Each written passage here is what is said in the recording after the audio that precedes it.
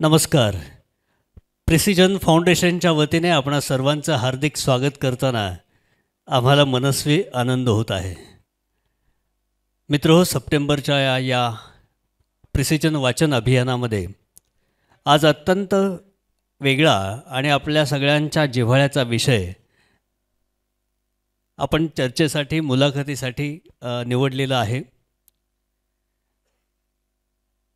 ओम नमोजी आद्या वेद प्रतिपाद्या जय जय स्वसंवेद्या आत्मरूपा देवा तूची गणेशू सकल मती प्रकाशू म्हणे निवृत्ती दासू अवधारी जोजी. या शब्दांनी संत ज्ञानेश्वरांनी ज्ञानेश्वरीचा प्रारंभ केलेला आहे. आज ज्ञानेश्वरी जयंती आहे आणि ज्ञानेश्वरी हा मराठीतला कदाचित एकमेव ग्रंथ असेल की ज्या ग्रंथाची जयंती साजरी करणारी संस्कृती आपल्याकडे आहे. गीता जयंती साजरी केली होती, पण तो संस्कृतामधला आहे. ज्ञानेश्वरी हा प्राकृत मराठीमधला ग्रंथ आहे आणि त्याची जयंती गेले 700 वर्ष आपण साजरी करतो आहोत. संत ज्ञानेश्वरांनी या ज्ञानेश्वरीमध्ये, खरं म्हणजे ज्ञानेश्वरी हे त्या ग्रंथाचं मूळ नाव नाही. भावार्थ दीपिका असं या ग्रंथाचं नाव ज्ञानेश्वरांनी दिलेलं आहे आणि नंतर नामदेव महाराजांनी त्याला ज्ञानदेवी असं म्हटलं आणि पुढच्या काळामध्ये त्यांची शिष्या संत जनाबाई यांनी त्याला ज्ञानेश्वरी असं म्हटलं आणि तेच नाव आपल्या पिढ्यानपिढ्या रूढ होत आलेलं आहे. अशा ज्ञानेश्वरीची जयंती, या ग्रंथाची जयंती आज आहे योगायोगानं. म्हणजे भाद्रपद कृष्ण षष्ठी हा जयंतीचा, ज्ञानेश्वरी जयंती लिहायला सुरुवात केली. ही तिथीसुद्धा संशयास्पद आहे, म्हणजे ठामपणे सांगता येत नाही, पण नेहमीप्रमाणे ही तिथी मानली जाते. नेवासेला त्या पैसाच्या खांबाच्या समोर बसून संतांनी, माऊलींनी ही ज्ञानेश्वरी सांगायला सुरुवात केली, तो हा दिवस. आणि आजच आपण या वाचन अभियानाचा कार्यक्रम करतो आहोत. मित्र, मागच्या महिनाभरात ज्या काही वाचन चळवळीशी निगडीत अशा काही गतिविधी झाल्या, त्यामध्ये एक विशेष सांगण्यासारखी गोष्ट म्हणजे सोलापुरातल्या आयुर्वेद महाविद्यालयामध्ये एक काव्य वाचन स्पर्धा आपण प्रिसिजन वाचन अभियान आणि कॉलेजच्या संयुक्त विद्यमाने घेतली. तुम्हाला आश्चर्य वाटेल, आयुर्वेद महाविद्यालयातल्या 52 विद्यार्थ्यांनी या काव्यवाचन स्पर्धेमध्ये सहभाग घेतलेला होता आणि त्यातले जवळपास 13 कविता या स्वरचित होत्या. उरलेल्या सगळ्या इतरांच्या कविता, पण त्याचं वाचन त्यांनी केलेलं होतं. मग इतका उत्स्फूर्त प्रतिसाद आयुर्वेदसारख्या कॉलेजमधून आपल्याला मिळाला. अतिशय उत्तम कार्यक्रम त्या कॉलेजच्या प्राचार्याने आणि मॅनेजमेंटने साजरा केला. प्रिसिजन वाचन अभियान आणि कॉलेजचं व्यवस्थापन अशा संयुक्त विद्यमाने तो कार्यक्रम झाला. दर रविवारचा बुक क्लब तरी चालू आहे, सकाळी 8 वाजल्यापासून 9:30-10 पर्यंत. आत्ता ही संख्या फार कमी आहे, अगदी बोटावरती मोजण्या इतकी आहे. 8-10 लोक येतात. पुस्तकं आपण तिथे उपलब्ध करतो आहोत. आपले वाचकदूत श्रीधर खेडगीकर ह्या सगळ्या त्या बुक क्लबचं नियोजन करतात आणि दर रविवारी तिथं पुस्तक घेऊन ते स्वतः उपस्थित असतात. ज्यांना वाचायचं त्यांनी हवं पुस्तक घ्यावं आणि वाचावं, अशी एकूण ती कल्पना आहे. या सगळ्या चळवळीतून आणखीन एक वेगळी घटना जी आवर्जून आज तुम्हाला सांगावीशी वाटते. सोलापुरात अंधांच्या शाळा 2-3 आहेत. त्यातल्या एका शाळेतल्या शिक्षकांना काही ब्रेल लिपीतल्या पुस्तकांची गरज होती आणि ब्रेल लिपीतली पुस्तकं सोलापुरात मिळत नाहीत. हे आपलं सगळ्यात मोठं दुखणं आहे.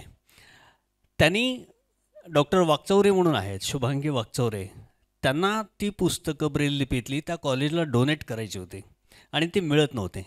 श्रीधर खेडगेकरच्या माध्यमातून आपण ती अमरावतीतून पुस्तकं मागवली आणि मग ती त्या शाळांना भेट देण्यात आली. यातून हळूहळू गती अतिशय कमी आहे या चळवळीची, पण हळूहळू हे रुजतंय, ही सगळ्यात मोठी आनंदाची बाब आहे. आता आजच्या विषयाकडे वळूयात. आजचा विषय हा अत्यंत वेगळा आणि आपल्या सगळ्यांच्या जिव्हाळ्याचा आहे. सोलापुरात काय आहे असं नेहमी रडण्याची आपल्याला सवय लागलेली आहे आणि एक नकारात्मक मानसिकताच आहे. पण जेव्हा तुम्ही डॉक्टर चंद्रकांत चव्हाणांचं पुस्तक वाचता, सोलापूर जिल्ह्याचे शिल्पकार, तेव्हा आपण खरेच समृद्ध होतो, समृद्ध आहोत आणि यापुढे आणखीन ही समृद्धी वाढत राहणार आहे याचा आत्मविश्वास तुम्हाला मिळायला लागेल. हा विषय एवढ्यासाठी निवडला की सोलापूरचा एक संपन्न इतिहास पाठीमागे होऊन गेलेला आहे आणि तो जर आत्ता नव्या पिढीला सांगितला नाही तर ती मध्ये साखळीत तुटून जाईल. म्हणून आज अभिवाचन करणारे सुद्धा दोन युवा पिढीचं प्रतिनिधित्व करणाऱ्या दोन विद्यार्थिनी आपण आमंत्रित केलेल्या आहेत अभिवाचनासाठी, की ज्यांना या निमित्तानं सोलापूरच्या संपन्न इतिहासाकडे थोडंसं बघता यावं, डोकावून बघता यावं. त्यामुळे फार वेळ न घालवता आजचे लेखक आणि प्रमुख पाहुणे डॉक्टर चंद्रकांतजी चव्हाण यांना मंचावरती येण्याची विनंती करतो. त्यांची मुलाखत घेणार आहेत सोलापुरातील ज्येष्ठ पत्रकार माननीय अरविंदजी जोशी. दोघांनी मंचावरती यावं अशी विनंती करतोय. आणि अभिवाचन करणाऱ्या कुमारी विभा अंबलगी आणि राधा देशपांडे. खरं म्हणजे या दोघींचे तुम्ही सर्वांचंच स्वागत कराल जोरात टाळ्या वाजवून, पण या दोघींचं विशेष कौतुक आहे. डॉक्टर सुहासिनी शाह मॅडमना मी मंचावर येण्याची विनंती करेन. डॉक्टर चंद्रकांत चव्हाण हे सोलापूरच्या वालचंद महाविद्यालयामध्ये इतिहास विभागाचे प्रमुख आहेत. MA PhD पर्यंत त्यांचं शिक्षण झालेलं आहे. अत्यंत संशोधनात्मक दृष्टीनं अध्यापन करणारे ते आहेत. विद्यापीठामध्ये 2-3 वेळाला ते अधिसभा सदस्य झाले. इतिहास अभ्यास मंडळाचे ते अध्यक्ष झालेले आहेत. आणि आज त्यांच्या सोलापूर जिल्ह्याचे शिल्पकार या पुस्तकावरती आपण त्यांची मुलाखत ऐकणार आहोत. ही सगळीच पुस्तकं बाहेर विक्रीसाठी उपलब्धसुद्धा आहेत. डॉक्टर सुहासिनी शाह मॅडमना विनंती करेन की आपण डॉक्टर चंद्रकांत चव्हाण यांचा सन्मान करावा.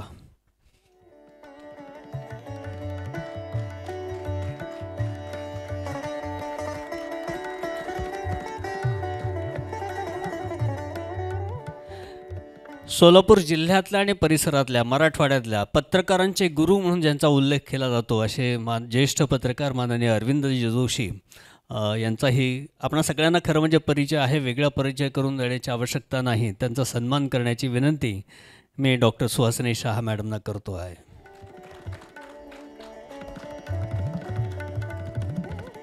आणि आज या दोन कन्या सोलापूरच्या या अभिवाचनामध्ये पहिल्यांदा सहभागी होत आहेत. दोघी अत्यंत हुशार आहेत. विमो मेहता शाळेतून त्यांचं शालेय शिक्षण चालू आहे आणि संपलेलं आहे अशा स्थितीमध्ये त्या आहेत. सर्वप्रथम राधा देशपांडे हिचं कौतुक करूयात.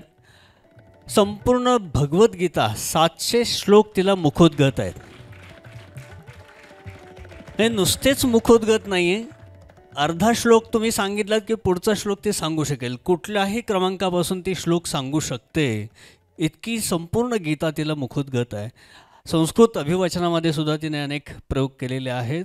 त्यानंतर आपण कौतुक करूयात विभा अंबलगी हिचं पण शिक्षण विमो मेहता शाळेमध्ये झालेलं आहे आणि आता ती IMS मध्ये 11वीला शिकते.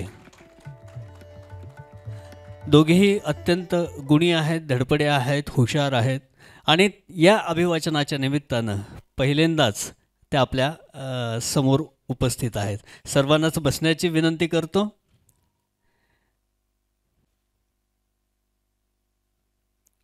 सोलापूर, आपलं सोलापूर, देशाच्या स्वातंत्र्य लढ्यात अग्रभागी असणारं सोलापूर.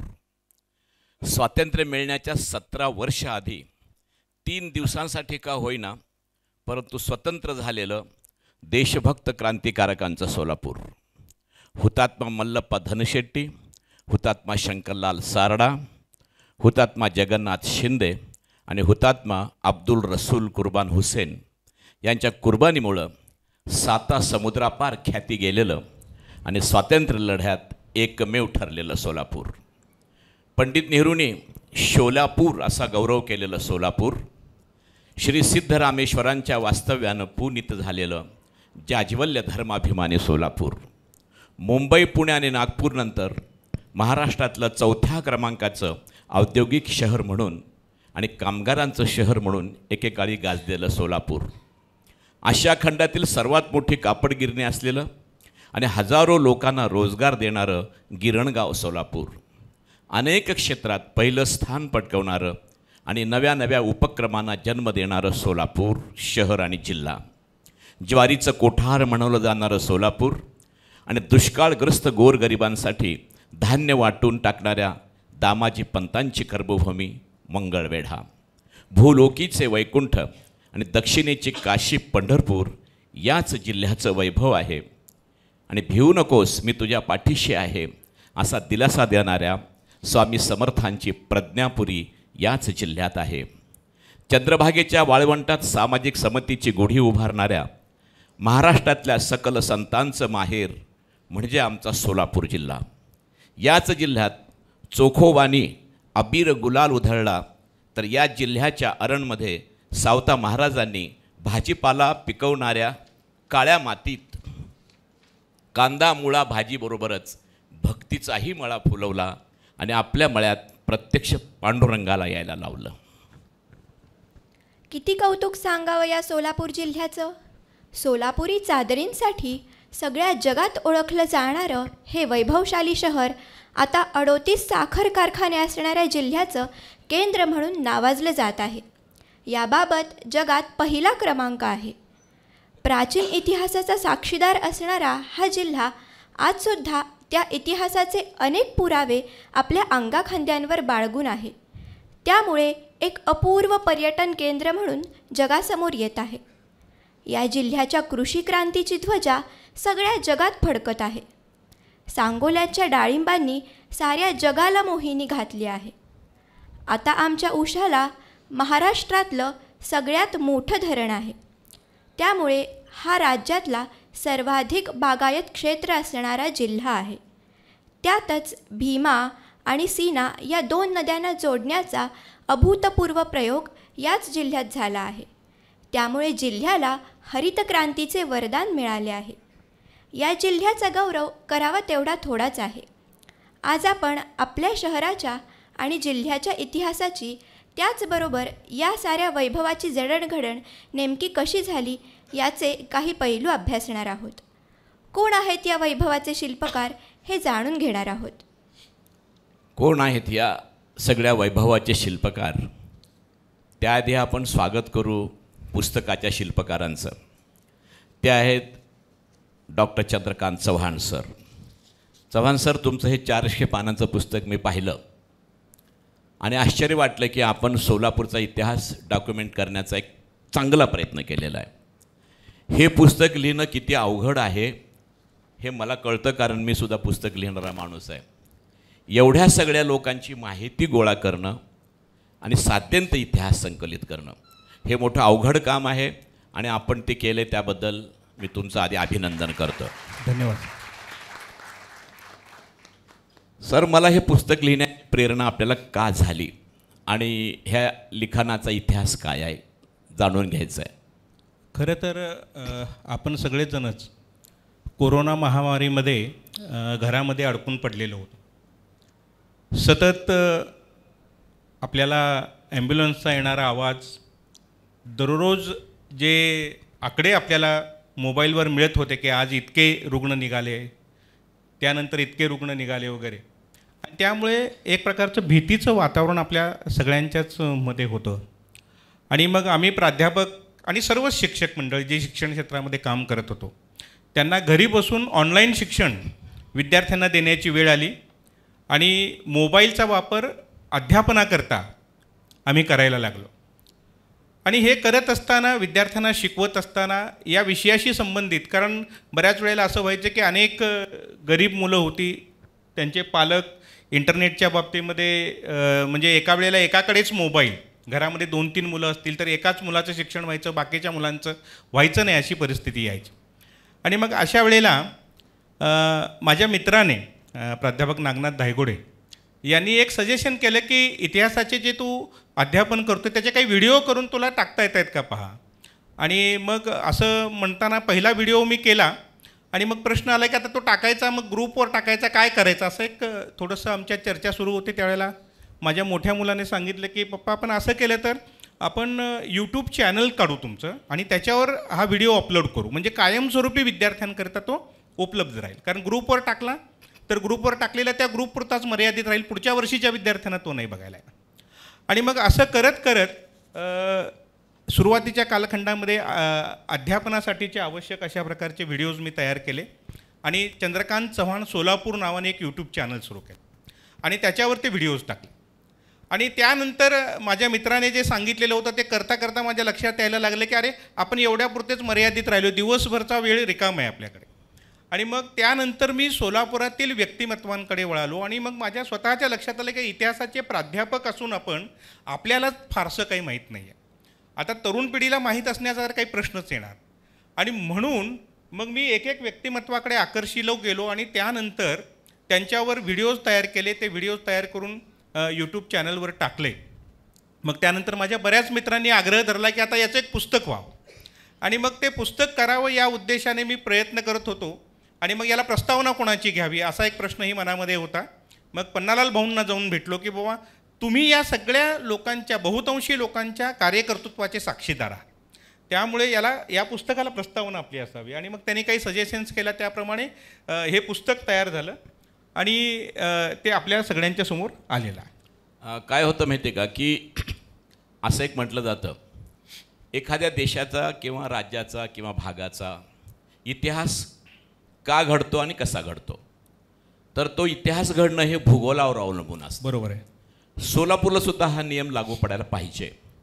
परंतु काही वेळेला असं वाटतं की आपले सोलापूरकर फार बंडखोर आहेत, भूगोलाला हुलकावणी देऊन इतिहास घडवत आहेत. खरं आहे. म्हणजे कसं बघा की आनंद बनसोडे एव्हरेस्ट शिखरावर जाऊन आला.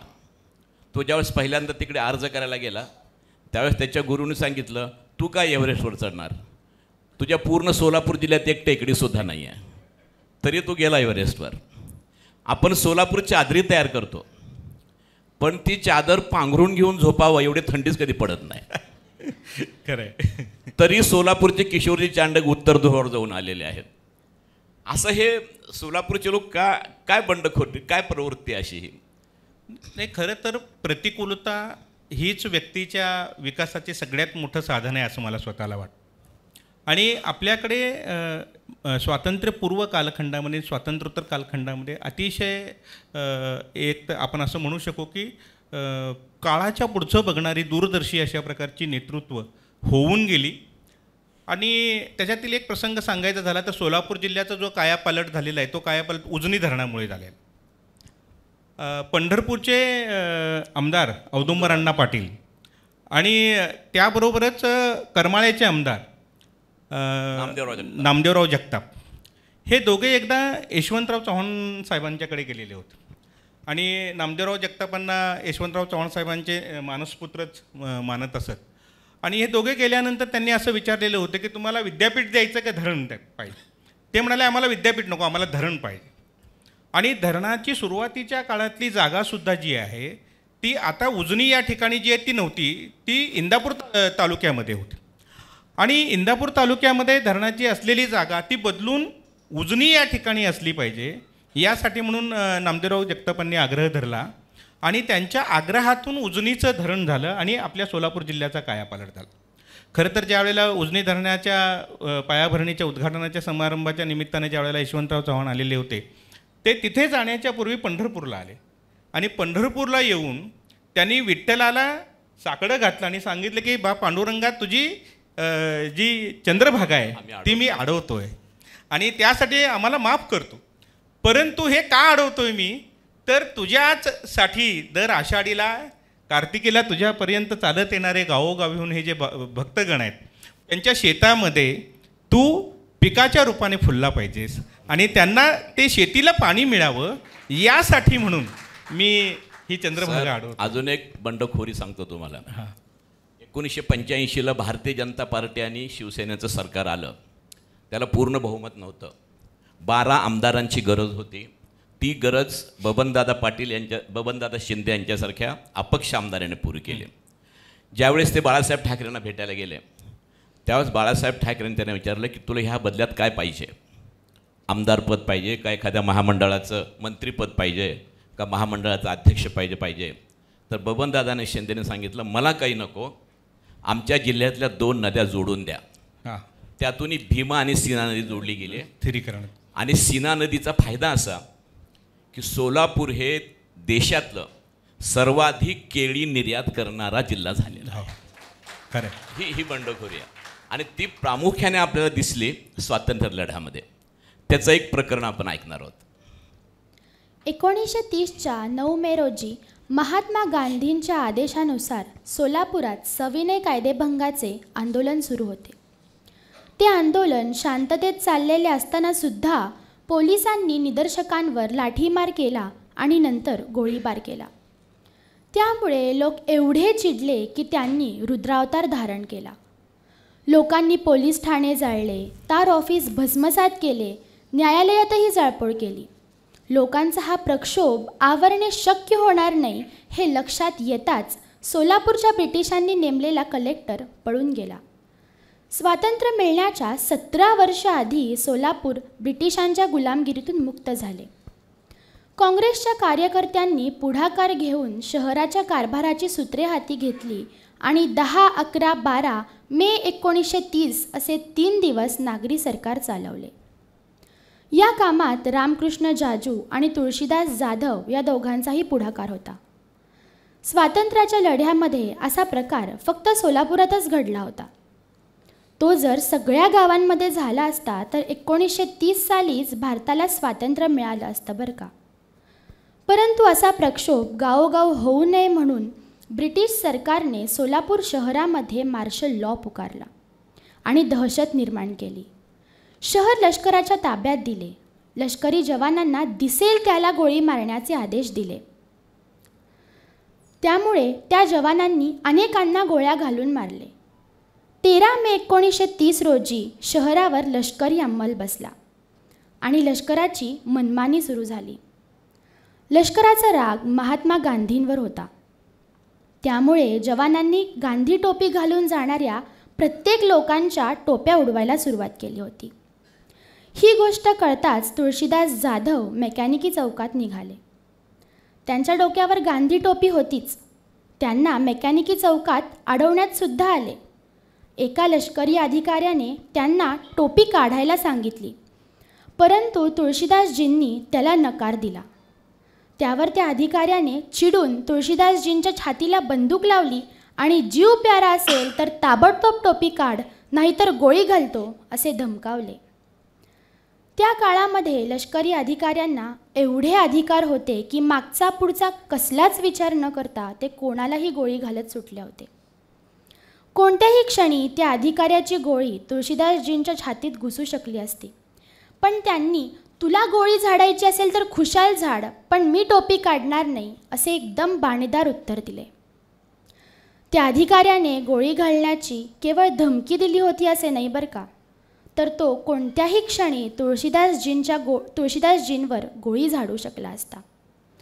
परंतु अशा परिस्थितीत सुद्धा डोक्यावरल्या गांधी टोपीला आपल्यापेक्षा जास्त किंमत देऊन तुळशीदासजींनी प्रचंड धाडस दाखवले.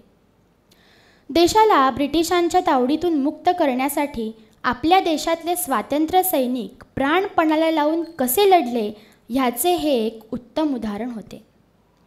या प्रसंगाची आठवण म्हणून ज्या ठिकाणी हा प्रकार घडला त्याच ठिकाणी आज तुळशीदास जाधव यांचा पूर्णाकृती पुतळा उभा आहे. ते आपल्यासाठी एक प्रेरणास्थळ आहे. हे टोपीचं प्रकरण सोलापूरपुरतं मर्यादित राहिलं नाही.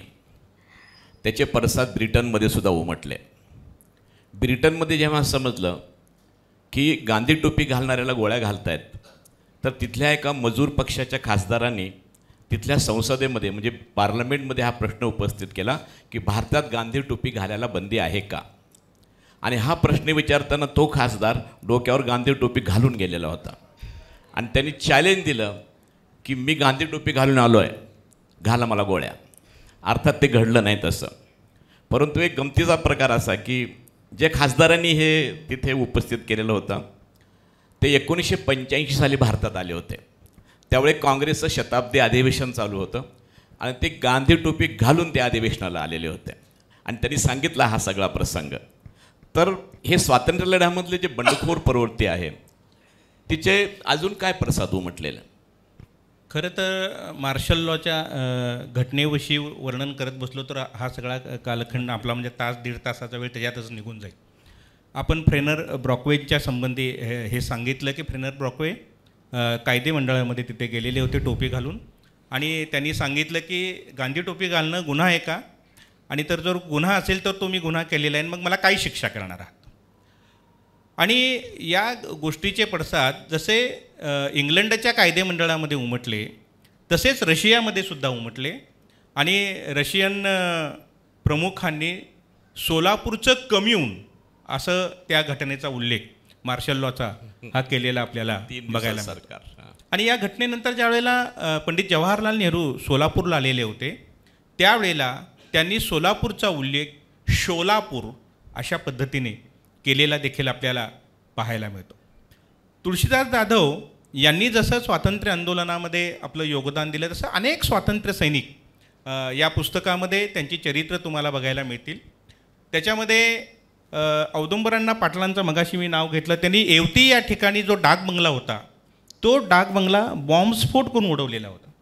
आपल्याकडे भाई छन्नूसिंग चंदलेंनी आपल्याला सगळ्यांना क्रांतिसिंह नाना पाटील माहीत असतात, त्यांनी येरवड्याचा तुरुंग फोडला हे माहीत असतो. परंतु भाई छन्नूसिंग चंदलेंनी हा येरवड्याचा तुरुंग फोडून तिथून बाहेर पलायन केलेलं होतं आणि भूमिगत राहून ही स्वातंत्र्य चळवळ चालवलेली होती हे आपल्यापैकी बऱ्याच जणांना माहीत असत नाही. 3.5 दिवस या सोलापूरने भारत स्वतंत्र होण्याच्या पूर्वी पूर्ण स्वातंत्र्य उपभोगलं होतं. आणि या हिंदुस्थानमध्ये असं स्वातंत्र्य उपभोगणारं एकमेव शहर ते आपलं सोलापूर. जसे हे देशभक्त आपल्याला दिसतात तसे एक आगळे वेगळे देशभक्त आपल्या गावात होऊन गेलेले आहेत, ज्यांचा फार दबदबा पूर्ण भारतामध्ये होता. ते खऱ्या अर्थानं व्यापारीच होते, परंतु त्यांच्या मनामध्ये देशभक्ती ओतप्रोत भरलेली होती. आणि त्यांचेसुद्धा भारतातल्या सगळ्या मोठ्या पुढाऱ्यांशी संबंध होते. मग ते हा सगळा प्रकार घडला तुळशीदास जाधवांचा तो 20व्या शतकातला आहे. परंतु आप्पासाहेब वारद हे एक प्रामुख्याने 19व्या शतकात होऊन गेलेले आहेत. तर त्यांच्याविषयी आपल्याला खूप माहिती जाणून घेणं अभिमानाचं वाटेल असं आहे. आपण एक परिच्छेद ऐकूया.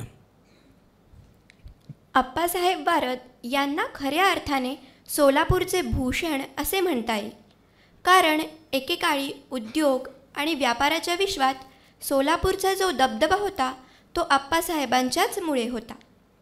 1851 ते 1911 हा त्यांचा कार्यकाळ होता. त्या काळात ब्रिटिश सरकारने भारतातल्या श्रीमंत व्यापाऱ्यांची यादी तयार केली होती आणि सर्वात श्रीमंत 12 व्यापाऱ्यांच्या यादीत आप्पासाहेबांचा क्रमांक होता. ते किती श्रीमंत होते याचे काही आकडे ऐकले म्हणजे आपल्याला त्यांच्या कर्तृत्वाची कल्पना येते. भुसार माल आणि शेती उत्पादने यांची खरेदी करण्याचा त्यांचा व्यापार होता. आडत दुकानांच्या माध्यमातून तो व्यापार केला जात असे. आप्पासाहेबांनी आपल्या आडत व्यापाराची व्याप्ती प्रचंड वाढवली होती. महाराष्ट्रात तर त्यांची आडत दुकाने होतीच, पण वरंगल, विजयवाडा, तांडूर, यादगीर, तिपटूर, विजापूर, रायचूर, परभणी, पूर्णा, जालना अशा 3 राज्यातल्या 35 ठिकाणी त्यांच्या आडती होत्या.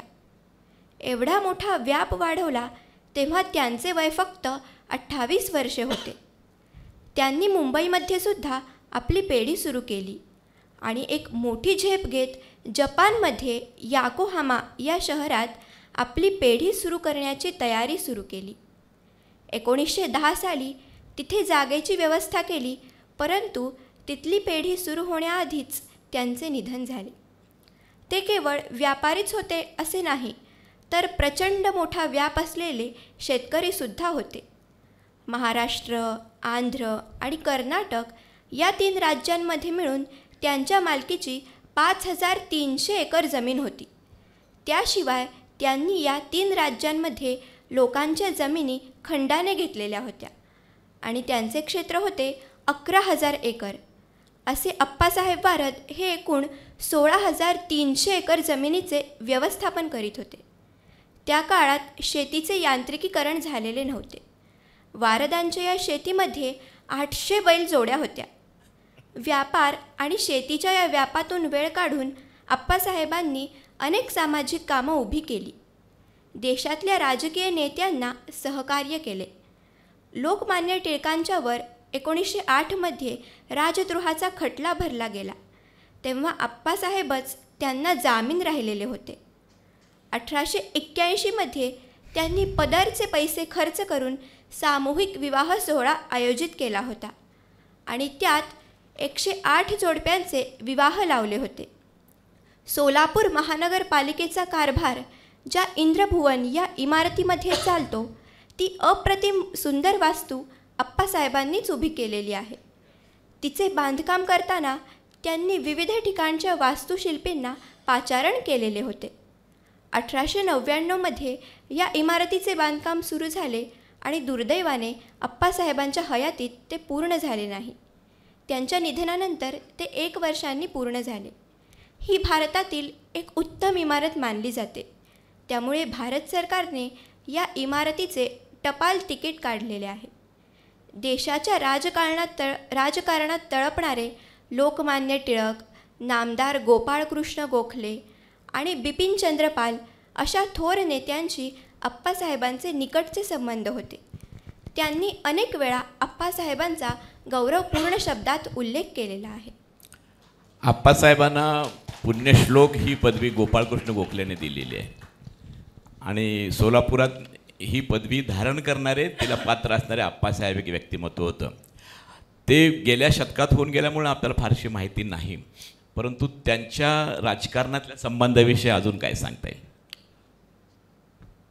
आप्पासाहेब हे एक अतिशय चौफेर अशा प्रकारचं व्यक्तिमत्व होतं. म्हणजे त्यांच्या वडिलांचं आडत दुकान आणि काकांचं आडत दुकान, सोलापुरातल्या 2 दुकानांपासून त्यांनी सुरुवात केली आणि 3 राज्यांमध्ये त्यांनी दुकानं काढली. त्या काळामध्ये भारतातील जे सर्वेक्षण ब्रिटिश शासनाकडून केलं गेलं, त्या सर्वेक्षणामध्ये श्रीमंत व्यापाऱ्यांमध्ये 12 पहिल्या श्रीमंत व्यापाऱ्यांमध्ये आप्पासाहेबांचा समावेश होता. आणि सरांनी जसं सांगितलं की सोलापूरमध्ये कोणीही नेता, राष्ट्रीय चळवळीतील असो आणि कुठल्याही पक्षाचा असो, सोलापूरला आले आणि आप्पासाहेबांच्या घरी नाही गेले असं कधी झालं नाही. लोकमान्य टिळक जेव्हा जेव्हा म्हणून लातूरला त्यांनी फॅक्टरी काढलेली होती, त्याकरता सोलापूरहून त्यांना जावं लागायचं आणि जेव्हा जेव्हा येत तेव्हा तेव्हा आप्पासाहेबांकडे थांबत असत. पहिल्यांदा सोलापूरला जेव्हा ते आलेले होते तेव्हा रेल्वे स्टेशनपासून आप्पासाहेबांच्या घरांपर्यंत लोकमान्यांची मिरवणूक ही काढलेली होती. आणि अशा रीतीने सर्वच राजकीय पुढाऱ्यांशी त्यांचे संबंध होते. रावसाहेब असेल, राव बहादूर असेल, यासारख्या पदव्या त्यांना ब्रिटिश शासनाकडून मिळालेल्या होत्या. सरांनी जसं सांगितलं की प्रचंड शेतीच्या क्षेत्रामध्ये त्यांनी प्रयोग केले. म्हणजे एका बाजूला भुसार दुकान ते चालवत आहेत, त्या मालाची खरेदी विक्री करणं, 3 राज्यामध्ये ती दुकानं चालविणं. ब्रिटिश शासनाने याच्या नोंदीच्या संबंधाने एक सर्वेक्षण केलेलं होतं की कोण चांगल्या नोंदी ठेवलेल्या आहेत, तर त्याच्यामध्ये आप्पासाहेबांच्या दुकानांमध्ये ठेवलेल्या नोंदींचा गौरवपूर्ण उल्लेख ब्रिटिश शासनाने केलेला होता. आणि शासन दरबारी आप्पासाहेबांचं वजन इतकं होतं की त्याचा एक काही छोटासा उल्लेख मी पुढे करेनच. परंतु भारतामध्ये स्वयंचलित पहिला नांगर हा आप्पासाहेबांनी आणलेला होता. 800 बैलजोड्या सांभाळणे काही साधी गोष्ट आहे का? भारतामध्ये साखर निर्मितीचा कारखाना आप्पासाहेबांनी सर्वप्रथम सुरू केलेला. म्हणजे लिहिलेलं या किती क्षेत्रामध्ये आप्पासाहेब वावरत आहेत हे जर आपण बघितलं तर आपल्या लक्षात येईल की आप्पासाहेबांनी संस्कृत पाठशाळांची सुरुवात केली आणि संस्कृतचे ज्ञान तरुण पिढीला, मुलांना व्हावं यासाठी अनेक ठिकाणी संस्कृत पाठशाळा त्यांनी सुरू केल्या होत्या. जुन्या ग्रंथांचं, हस्तलिखित ग्रंथांचं पुन्हा एकदा लेखन करून घेणं, ते छापणे यासारखी कामं ही मोठ्या प्रमाणावर आप्पासाहेबांनी केलेली होती. आणि हे सगळं आपण बघितल्यानंतर लक्षात येतं की आपल्या देशात नाही, परदेशामध्ये सुद्धा आपलं दुकान सुरू करावं असा विचार त्या काळामध्ये करणं म्हणजे किती मोठी गोष्ट आहे, ती आप्पासाहेबांनी केलेली होती. सरकार दरबारी, शासन दरबारी त्यांचं इतकं वजन होतं की त्यांच्या अखेरच्या काळामध्ये आयुष्याच्या मुंबई ते सोलापूर फक्त आप्पासाहेबांना सोलापूरच्या घरी पोहोचविण्यासाठी एक रेल्वे फक्त आप्पासाहेबांच्यासाठी धावली होती. असं जर मी तुम्हाला सांगितलं तर ते खरं वाटणार. म्हणजे एक रेल्वे मुंबईवरून सोलापूरला येण्यासाठी केवळ आप्पासाहेबांच्यासाठी धावते आहे. आणि किती प्रचंड मोठं व्यक्तिमत्व हे त्यांचं असेल हे त्यावरून आपल्या लक्षात येईल. जगभर सोलापूरचं नाव गाजवणारं आणखीन एक व्यक्तिमत्व म्हणजे डॉक्टर द्वारकानाथ कोटणीस. सोलापूरच्या भैया चौकात कोटणीस स्मारक आहे. त्याला किती जणांनी भेट दिली माहीत नाही, परंतु द्वारकानाथ कोटणीस हे चीनचे भवितव्य घडवणाऱ्या महापुरुषांच्या यादीमध्ये समाविष्ट आहेत. त्यांनी चीनी लोकांना जपानने आक्रमण केलं असताना जी वैद्यकीय सेवा दिली तिचा फार मोठा गौरव चीनमध्ये केला जातो आणि चीनमध्ये त्यांच्या नावाचं एक वैद्यकीय महाविद्यालयसुद्धा आहे. आणि त्यांचे ज्या ठिकाणी अंत्यविधी झाले त्या ठिकाणी चीनी लोक त्यांच्या पुण्यतिथीला जाऊन नतमस्तक होतात. असा सोलापूरचा एक मोठा महान मानवतावादी डॉक्टर. सरांनी त्यांच्या पुस्तकात एक उल्लेख फार छान केला आहे जो अंगावर शहारा आणणारा आहे की भारताने चीनला 2 देणग्या दिल्या. एक भगवान गौतम बुद्ध आणि दुसरं द्वारकानाथ कोटणीस. भगवान गौतम बुद्धाने शांतीचा धर्म शिकवला आणि द्वारकानाथ कोटणीस यांनी सेवेचा धर्म शिकवला. त्यांच्याविषयी त्यांनी त्या ठिकाणी युद्धभूमीवर जाऊन सैनिकांची सेवा केलेली आहे. ती किती खडतर होती हे ऐकण्यासारखं आहे. डॉक्टर बेथ्यून हॉस्पिटलचा कारभार स्वीकारल्यापासून डॉक्टर कोटणीस यांनी त्यांच्या रचनेमध्ये, स्वच्छतेमध्ये, यंत्रतंत्रांमध्ये आणि प्रशासकीय कामकाजामध्ये अतिशय चांगल्या प्रकारचे बदल घडवून आणले. युद्धाच्या मैदानावर डॉक्टर कोटणीस कसे राहत होते, त्यांचे वर्तन कसे होते, त्यांचा पेहराव कसा होता याबाबत डॉक्टर ली तेह यांनी लिहिलेले आहे. कोटणीस नेहमी साध्या सैनिकाप्रमाणे पोशाख करायचे. हिवाळ्यात कापसाचे अस्तर असलेला किंवा गरम लोकरीचा लांब झगा असलेला कोट ते परिधान करायचे. ते नेहमी आपल्या खिशामध्ये शस्त्रक्रियेचे उपकरणे घेऊन फिरायचे. कामात दंग असले की त्यांना जेवणाची सुद्धा भ्रांत नसायची. युद्धाच्या मैदानावर जिकडे पाहावे तिकडे नुसते मृत्यूचे थैमान होते. शत्रूच्या बंदुकीच्या गोळीच्या टप्प्यात वावरत असताना ते सैनिकांवर वैद्यकीय उपचार करायचे. कोणत्याही क्षणी एखादी गोळी येऊन आपल्या शरीराचा वेध घेईल ह्याची शाश्वती नसे, परंतु त्याही स्थितीमध्ये डॉक्टर कोटणीस आपले कर्तव्य बजावायचे. त्यांचे हॉस्पिटल म्हणजे काय होते? ते 5-6 खेड्यांमध्ये विभागलेले होते. एका खेड्यामध्ये जखमी झालेल्या रुग्णाची तपासणी व्हायची तर पुढचे उपचार करण्यासाठी दुसऱ्या खेड्यात जावे लागायचे. शस्त्रक्रिया करायची असेल तर 3ऱ्या खेड्यात, म्हणजे त्यांच्या हॉस्पिटलचा ऑपरेशन थिएटर 3ऱ्या खेड्यात होता. ऑपरेशन नंतरच्या उपचार किंवा देखभालासाठी निर्माण केलेला विभाग म्हणजे 4थं खेडं. डॉक्टर कोटणीस यांना या प्रत्येक विभागात म्हणजे खेड्यात जावे लागायचे आणि ते सतत या खेड्यातून त्या खेड्यात करायचे. रस्ते चांगले नव्हते, वाहनांच्या सोयी नव्हत्या, पण डॉक्टर कोटणीस आपल्या हॉस्पिटलच्या या विभागांदरम्यान कित्येक मैल पायपीट करत जायचे. शत्रूच्या सतत होणाऱ्या बॉम्ब हल्ल्यांमुळे या हॉस्पिटलची जागा वर्षातून कमीत कमी 2-3दा तरी बदलावी लागायची. आपल्या हॉस्पिटलची जागा शत्रूच्या ताब्यात जाण्याची शक्यता दिसायला लागली की अतिशय कमी वेळामध्ये आपले रुग्ण, औषधे, उपकरणे यांच्यासह दुसरीकडे स्थलांतर करावे लागायचे. एवढा त्रास असूनसुद्धा डॉक्टर कोटणीस यांनी हॉस्पिटलचा कारभार कधीच सोडला नाही. त्यांनी ही सेवा बजावताना केलेली कामे बरीच बोलकी आहेत. 1941 ह्या वर्षांच्या 9 महिन्यांमध्ये त्यांच्या या फिरत्या हॉस्पिटलमध्ये त्यांनी तब्बल 440 शस्त्रक्रिया केल्या होत्या. एकदा तर डॉक्टर कोटणीस यांनी झोप न घेता 72 तास सलग शस्त्रक्रिया केलेली होती. त्यांनी अविश्रांतपणे केलेल्या या शस्त्रक्रियेची हकीकत साऱ्या चीनमध्ये पसरली तेव्हा त्यांच्यावर कौतुकाचा वर्षाव झाला. आपल्या व्यवसायाप्रती असलेली त्यांची समर्पणाची, त्यागाची आणि निरपेक्ष सेवेची भावना पाहून चीन जनता डॉक्टर द्वारकानाथ कोटणीसांना आपल्या इतिहासातील महापुरुष मानायला लागली. माओ त्से तुंग आणि राष्ट्राध्यक्ष चाओ एन लाय यांच्यापासून अनेक नेते त्यांचा खूप आदर करायला लागले होते. डॉक्टर द्वारकानाथ कोटणीस यांच्यावर व्ही शांतारामने एक चित्रपट केलेला आहे, डॉक्टर कोटणीस की अमर कहाणी. परंतु डॉक्टर कोटणीसांचं वैयक्तिक आयुष्य समर्पण भावनेने सेवा केल्यामुळं एक ट्रॅजेडी आहे. सर, त्यांच्याविषयी तुम्ही कौटुंबिक माहिती काय सांगू शकाल? त्यांचा विवाह तिकडेच झालेला होता. नाही, खरं तर कोटणीसांच्या विषयी आणि या सगळ्याच व्यक्तिमत्वांविषयी लिहित असताना माझ्या स्वतःच्या लक्षात आलं की फारशी माहिती आपल्याकडे उपलब्ध नाही आहे. त्याचबरोबर इतर तरुण पिढीला म्हणा इतरांना काहीच माहीत नाही आहे. म्हणजे माझ्यासारखा इतिहासाचा प्राध्यापक जर अशा अवस्थेत असेल तर इतर व्यक्तींची काय स्थिती असेल. कोटणीसांच्या बाबतीमध्ये त्यांचे वडील नगरपालिकेचे सभासद होते सोलापूरच्या.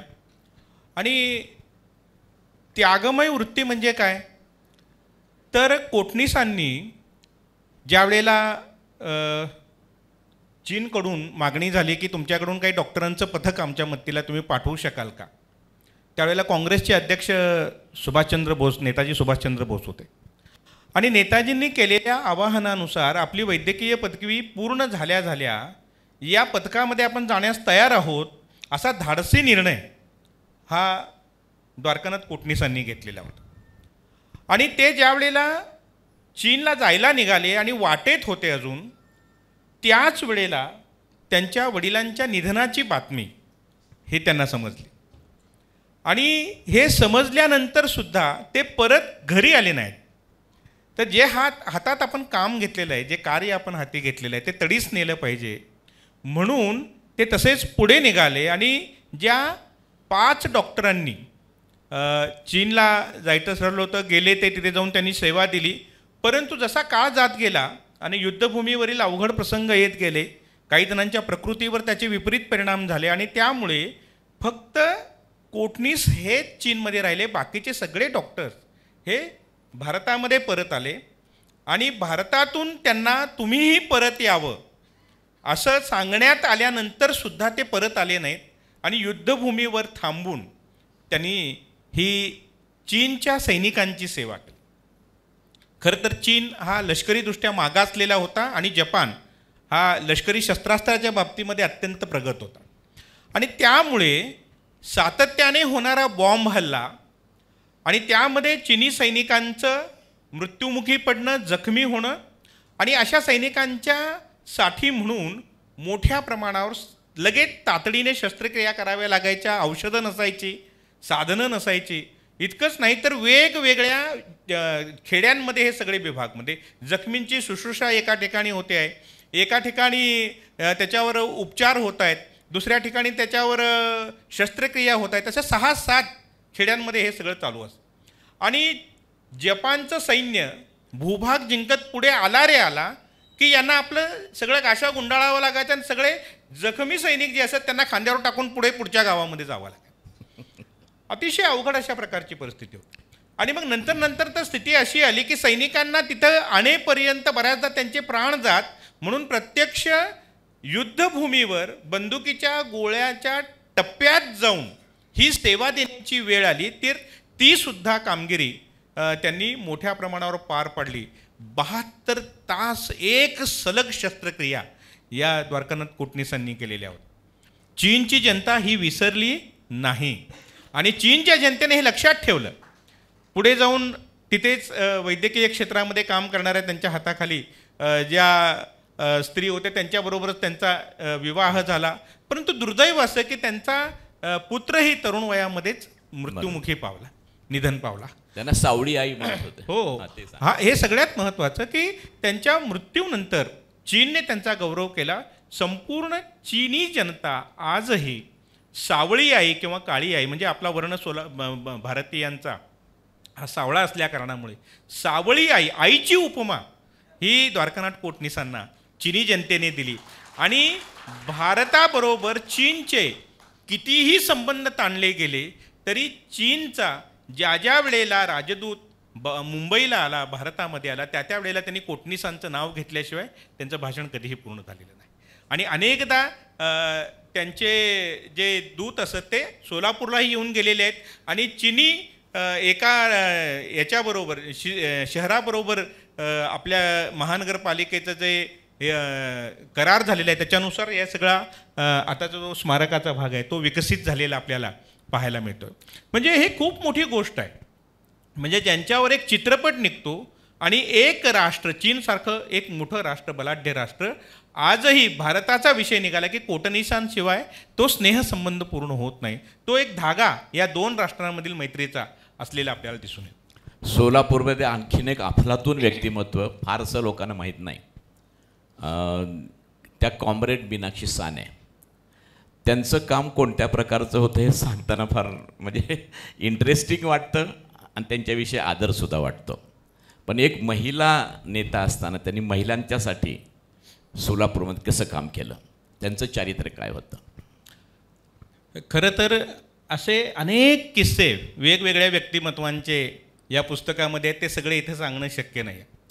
कॉम्रेड मीनाक्षी साने यांना सासरकडून आणि माहेरकडून दोन्हीकडून अतिशय समृद्ध अशा प्रकारचा वारसा लाभलेला. म्हणजे त्यांचं आजोळ सोलापूर, वाका किर्लोस्करांच्या त्या नात होत्या. आणि आपल्याला इतिहासामध्ये मराठ्यांचा इतिहास ज्यांनी लिहिला ते गोविंद सरदेसाई, ज्यांना आपण रियासतकार म्हणून ओळखतो, त्या सरदेसाईंच्या त्या पुतणी होत्या. म्हणजे सरदेसाईंसारखा काका त्यांना लाभलेला आहे, ज्यांना बडोदा नरेश सयाजीराव गायकवाडांनी बडोद्याला बोलावलं आणि मराठ्यांचा इतिहास लिहिण्याकरता खास कामगिरी त्यांच्यावर सोपवलेली होती. आणि किर्लोस्करांसारखे आजोबा त्यांना लाभलेले होते.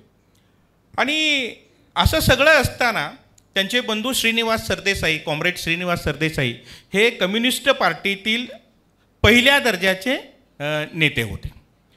आणि असे हे घराणं आणि या घराण्यातील ही मुलगी लहानपणापासूनच बंडखोर वृत्तीची.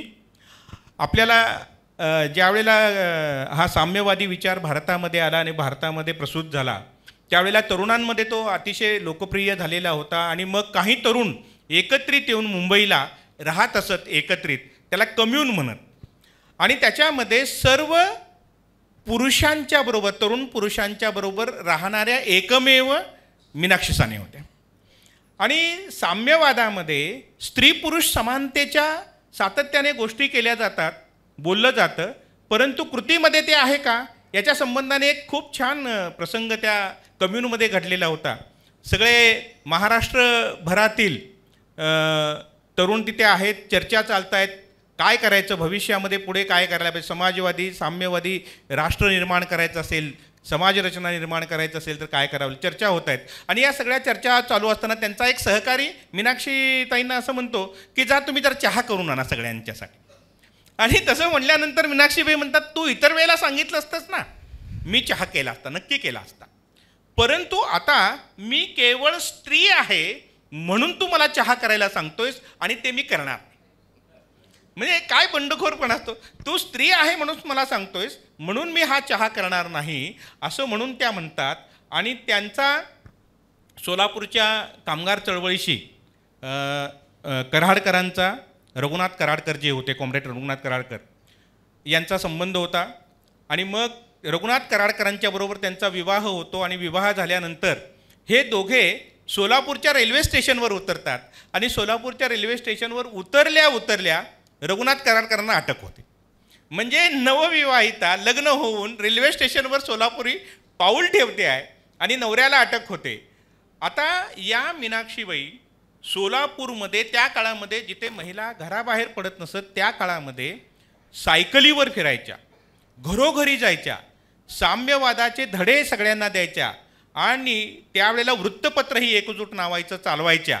इतकंच नाही तर हे सगळं करत असताना त्यांच्यातील आणखी एक बंडखोरपणाचा जो भाग आहे तो म्हणजे कराडकरांच्या बरोबर त्यांचा विवाह झालेला आहे, जतीन नावाचा त्यांना मुलगा झालेला आहे. आणि त्यांना अनेक वेळेला तुरुंगवास त्यांना स्वतःला भोगावा लागला. म्हणजे पोटामध्ये जतीन असताना त्या तुरुंगामध्ये होतात, तुरुंगवास त्यांना भोगावा लागलेला. आणि असाच दीर्घ तुरुंगवास जेव्हा त्यांना झाला 1942च्या आंदोलनामध्ये, त्यावेळेला त्या तुरुंगामध्ये असताना त्यांनी आपल्या आयुष्याकडे मागं फिरून पाहिलं, ज्याला आपण सिंहावलोकन म्हणतो तसं थोडंसं मागं फिरून पाहिलं. आणि त्यांच्या लक्षात आलं की अरे आपण या संघर्षामध्ये, कामगार चळवळीच्या संघर्षामध्ये आपल्या स्वतःकडे, आपल्या कुटुंबाकडे, आपल्या कुठल्याच गोष्टीकडे काही फारसं लक्ष दिलं नाही. आणि आपल्या मुलाच्या संगोपनाची जबाबदारी आपणच वाहत आलो, कुटुंबाची जबाबदारी आपणच वाहत आलो, आपण साम्यवाद सगळ्यांना शिकवत आलो, परंतु प्रत्यक्षामध्ये मात्र आपल्या कुटुंबामध्ये आपल्या पतीने आणि आपण दोघांनी मिळून जी जबाबदारी उचलायला पाहिजे होती ती काही घडलेली नाही. आणि या विषयावरून रघुनाथ कराडकरांच्या बरोबर त्यांचा वाद होतो आणि मग ते असं म्हणतात की नाही, मला आता याच्यापुढे तुमच्याबरोबर राहायचं नाही, मला घटस्फोट घ्यायचा आहे. स्वातंत्र्यपूर्व कालखंडाविषयी आपण बोलतोय. घटस्फोट मिळणं ही न्यायालयीन प्रक्रिया दीर्घकाळ चालणारी होती, त्यामुळे लगेच घटस्फोट मिळणार नव्हतं. आणि त्या कराडकरांना असंही म्हणतात, मी तुमच्याशी घटस्फोट घेते आहे याचा अर्थ कामगार चळवळीमध्ये मी तुमच्याबरोबर काम करणार नाही असं नाही, मी तिथेही काम करणार, तुमच्या सोबतीने काम करणार.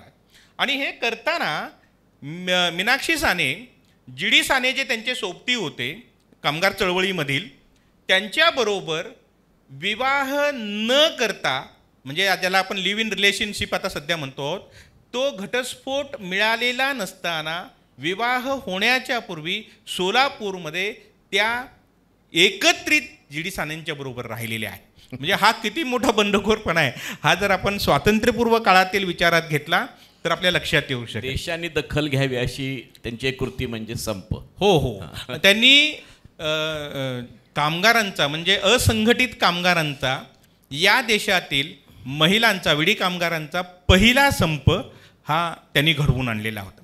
म्हणजे भारतातील असंघटित असणाऱ्या विडी कामगारांना एकत्रित करून आपल्या न्याय हक्कासाठी एकत्रित करणं आणि एकत्रित करून संप घडवून आणणं ही गोष्ट स्वातंत्र्यपूर्व कालखंडामध्ये केलेली होती. आणि कामगार चळवळीच्या इतिहासातील ती एक अत्यंत महत्त्वपूर्ण अशा प्रकारची गोष्ट जी सोलापूरशी संबंधित आहे. सोलापूरमध्ये अनेक गोष्टी पहिल्यांदा घडलेल्या आहेत. आपण होडगी रोड म्हणतो ना, तो होडगी रोड नाही आहे, तो लक्ष्मणराव किर्लोस्कर मार्ग आहे. जुन्या लोकांना माहीत आहे, लोक आता विसरले. त्या रोडला लक्ष्मणराव किर्लोस्करांचं नाव देण्याचं कारण असं की ज्या काळामध्ये औद्योगिक वसाहत नावाची काही गोष्टच नव्हती, त्या काळात महाराष्ट्रातली पहिली औद्योगिक वसाहत सोलापुरात निर्माण झालेली आहे. आणि ती टिकेकरवाडीला रामभाऊ किर्लोस्करांनी ती स्थापन केलेली होती. आपण सगळ्या क्षेत्रातले सोलापूरकर बघतो किती कर्तृत्ववान आहेत ते. आप्पासाहेब वारद असो, तुळशीदास जाधव असोत. उद्योगाच्या क्षेत्रामध्ये मात्र आपण अक्षरशः उत्तुंग भरारी घेतलेली आहे. आणि वालचंद हिराचंद हे म्हणजे आज जसं आपण अंबानी, अडानी, टाटा, बिर्ला शब्द वापरतो ना, तसे त्या काळामध्ये वालचंद आणि आप्पासाहेब वारद अशी नावं घेतली जात होती. काय काय केलं आहे वालचंद हिराचंद याने ते तर आपण बघणार आहोतच.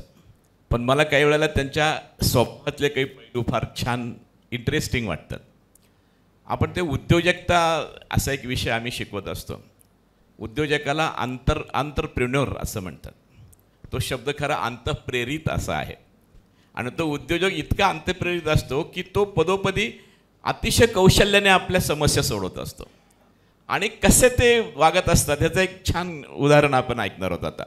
नंतर सर डिटेल सांगतील की वालचंद हिराचंद हे काय किती मोठे उद्योगपती होते.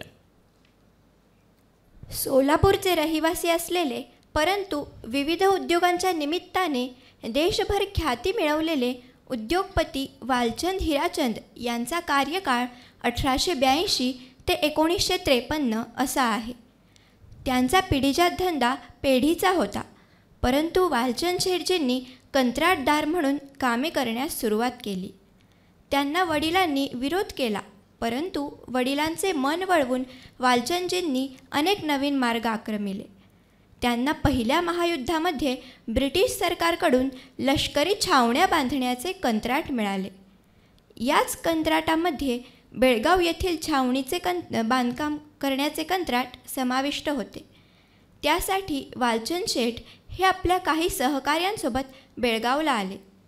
हे सगळे सहकारी छावणीचे बांधकाम पूर्ण होईपर्यंत त्यांच्यासोबत राहणार होते. त्यामुळे हे काम होईपर्यंत त्यांची राहण्याची व्यवस्था करण्याची जबाबदारी वालचंद शेठ यांच्यावर होती. मात्र अशी व्यवस्था होईपर्यंत हे सगळे लोक रेल्वेच्या विश्रामगृहात थांबणार होते. निदान काही दिवसांची तरी सोय झालेली असल्यामुळे ते आपल्या सहकारी अधिकाऱ्यांना घेऊन बेळगावला पोहोचले.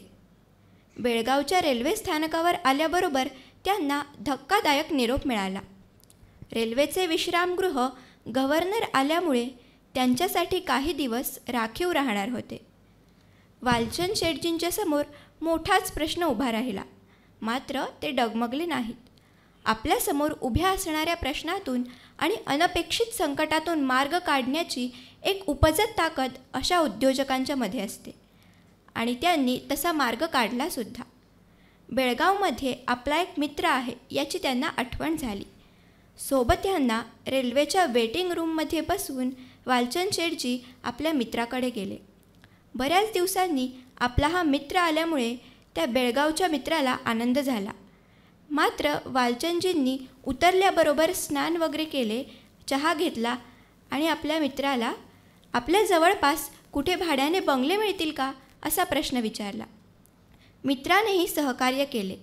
तासाभरात आपल्या सगळ्या सहकाऱ्यांच्या मुक्कामाची व्यवस्था होईल एवढे बंगले भाड्याने मिळवण्यात वालचंद शेटजींना यश मिळाले. ते रेल्वे स्थानकावरून मित्राच्या घरी येताना टांग्यात बसून आले होते आणि भाड्याने बंगले घेतल्यानंतर तिथे राहणाऱ्या कर्मचाऱ्यांना रोज कामाच्या ठिकाणी नेण्याची व्यवस्था करावी लागेल हे त्यांच्या लक्षात आले आणि त्यावर तोडगा देखील निघाला. ज्या टांग्यात बसून ते चालले होते त्याच टांगेवाल्याला त्यांनी सरळ प्रश्न विचारला, मी तुझा टांगा विकत घेतला तर तू किती रुपये घेशील? टांगेवाल्याला सुरुवातीला तर काही बोधच झाला नाही, पण त्याने टांग्याची किंमत 300 रुपये सांगितली. शेटजी म्हणाले, दिले तुला 300 रुपये, चल आजपासून हा टांगा माझा आणि तू माझा नोकर म्हणून उद्यापासून हा टांगा चालवशील. त्यासाठी तुला काय पगार पाहिजे बोल.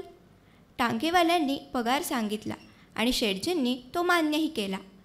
त्याच्या ओळखीने असे आणखीन 1-2 टांगे त्यांनी मिळवले आणि त्या टांग्यात बसून सहकार्यानं बसवून घेतलेल्या बंगल्यांवर नेऊन सोडले.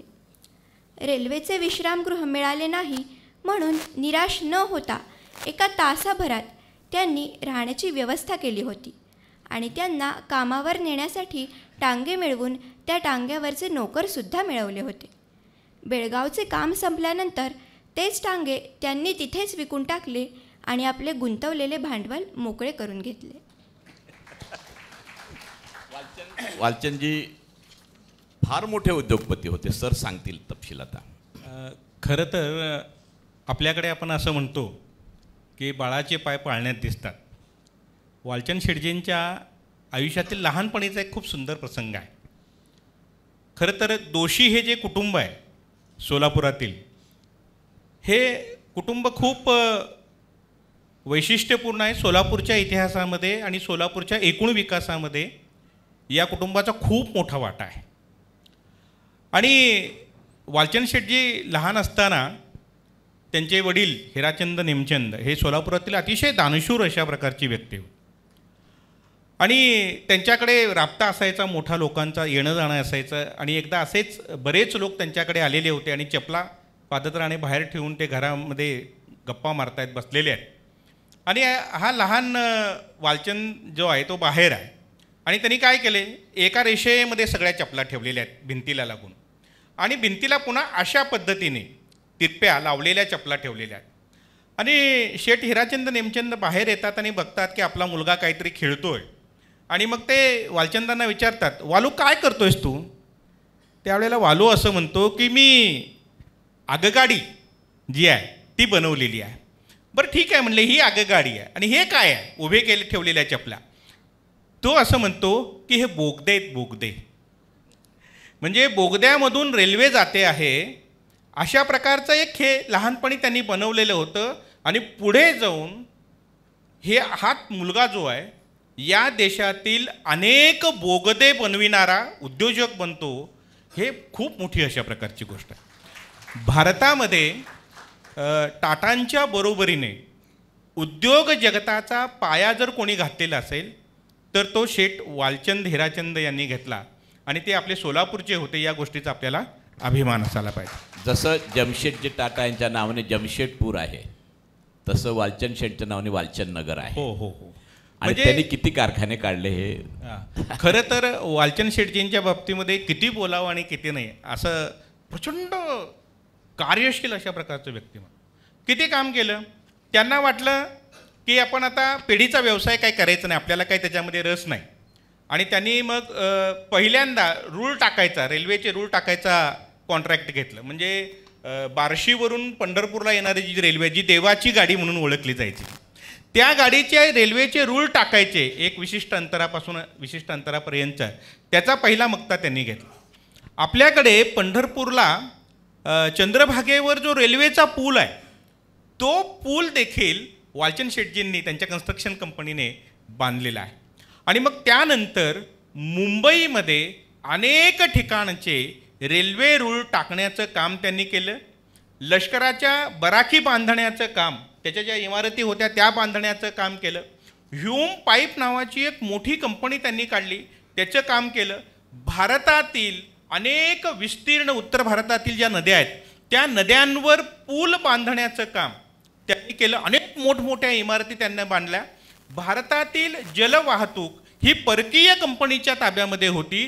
ती भारतातील जलवाहतूक भारतीय, आमचा समुद्रकिनारा, आमचा समुद्र आणि जलवाहतूक करण्याचा अधिकार आम्हाला का नाही, म्हणून ब्रिटिश कंपनीच्या विरोधामध्ये इन्स्केप नावाचा तो जो प्रमुख होता, त्याचं एवढं वजन होतं ब्रिटिश शासनामध्ये की वालचंदांना प्रचंड संघर्ष करून आपली बोट तयार करायला सुद्धा कोण तयार नाही, प्रवासी बोट तयार करायला कोणी तयार नाही इंग्लंडमध्ये, ती करून घेतली. आणि त्याच्यामध्ये लोक भरून आणायचे म्हटले तर त्यांनी भाव पाडले, माल भरायला कोणी तयार नाही, अनेक अडचणी. त्यांनी जलवाहतूक सुरू केली. भारतातील पहिला म्हणजे जहाज बांधणीचा उद्योग, पायाभूत पहिला उद्योग त्यांनी सुरू केला. भारतामध्ये विमान निर्मितीचा उद्योग हा त्यांनी सुरू केला. भारतामध्ये मोटार गाड्या निर्मितीचा उद्योग देखील त्यांनी सुरू केला. म्हणजे या देशामध्ये विमान आम्ही निर्माण, स्वातंत्र्यपूर्व कालखंडामध्ये ब्रिटिश शासनाला त्यांनी दाखवून दिलं. अत्यंत देशभक्त अशा प्रकारचे ते उद्योजक होते. म्हणजे उद्योजक आणि देशभक्त अशा दोन गोष्टी ब्रिटिश काळामध्ये असणं म्हणजे किती अवघड अशा प्रकारची गोष्ट होती पहा. आणि त्यांनी सगळ्या गोष्टी करताना देशी बनावटीच्या, आपल्याला हे करणं शक्य आहे, आपण हे करू शकतो, हे त्यांनी दाखवून दिलं. प्रीमियर पद्मिनीसारखी कार असेल, त्यानंतर जलवाहतूक असेल, 100 विमानं द्वितीय महायुद्धाच्या कालखंडामध्ये त्यांनी तयार केली आणि ती वेगवेगळ्या राष्ट्रांना विकली देखील होती. परंतु द्वितीय महायुद्धाचा काळ सुरू झाल्यानंतर सरकारने ती कंपनी ताब्यामध्ये घेतली. मगाशी मी म्हणालो की दोषी कुटुंब हे खूप मोठं आहे. आपल्याकडे हिराचंद नेमचंद वाचनालय आहे, आपल्याकडे कंकुबाई रुग्णालय आहे, आपल्याकडे सखुबाई नावाची शाळा माध्यमिक जी आहे सरस्वती विद्या मंदिरची ती आहे. आपल्याकडे जनावरांच्यासाठी जे पांजरपोळ सुरू करण्यात आलं ते देखील हिराचंद नेमचंदांनी सुरू केलेलं होतं. त्यांनी किती संस्थांना देणग्या दिल्या याचा हिशोब जरी आपण लावत बसलो तर आपल्या लक्षात येईल की ब्रिटिश काळामध्ये, स्वातंत्र्यपूर्व काळामध्ये इतक्या रकमा. हिराचंद नेमचंदांच्या बाबतीमध्ये ते जैन धर्माचे अनुयायी होते. जैन धर्माला रूढी परंपरांची लागलेली अनेक जळमटं दूर करण्याचं काम केलं. जैन धर्मामध्ये असलेल्या वेगवेगळ्या विचारसरणी ज्या होत्या ज्याच्यामध्ये काही चूक त्यांना वाटलं तर ते आग्रहाने तिथे उभे राहिले आणि त्या विरोधामध्ये मतं मांडली. त्या काळामध्ये हस्तलिखित प्रिंट करावीत की नाही यासाठी मध्ये गोंधळ असायचा. ते म्हणाले हस्तलिखित प्रिंट कशी करायची, नाही करायची, ते धर्माच्या विरोधामध्ये. मग तेही त्यांनी बदलून दाखवलं. इतकंच नाही तर प्लेगच्या साथीच्या काळामध्ये ज्या आपल्याला लस द्यायची वेळ आली, सोलापुरातील जैन धर्मीयांनी सांगितलं की नाही आम्ही लस नाही घेणार, त्याच्यामुळे जंतू मरतात. मग त्यावेळेला हिराचंद नेमचंद उभे राहतात आणि सांगतात सगळ्या समाजाला, अरे तुम्ही वाचलात तर धर्म वाचेल, तुम्हीच राहिला नाही तर धर्म कुठून राहणार. म्हणजे या सगळ्या गोष्टींकडे बघण्याची त्यांची एक वेगळी दृष्टी होती.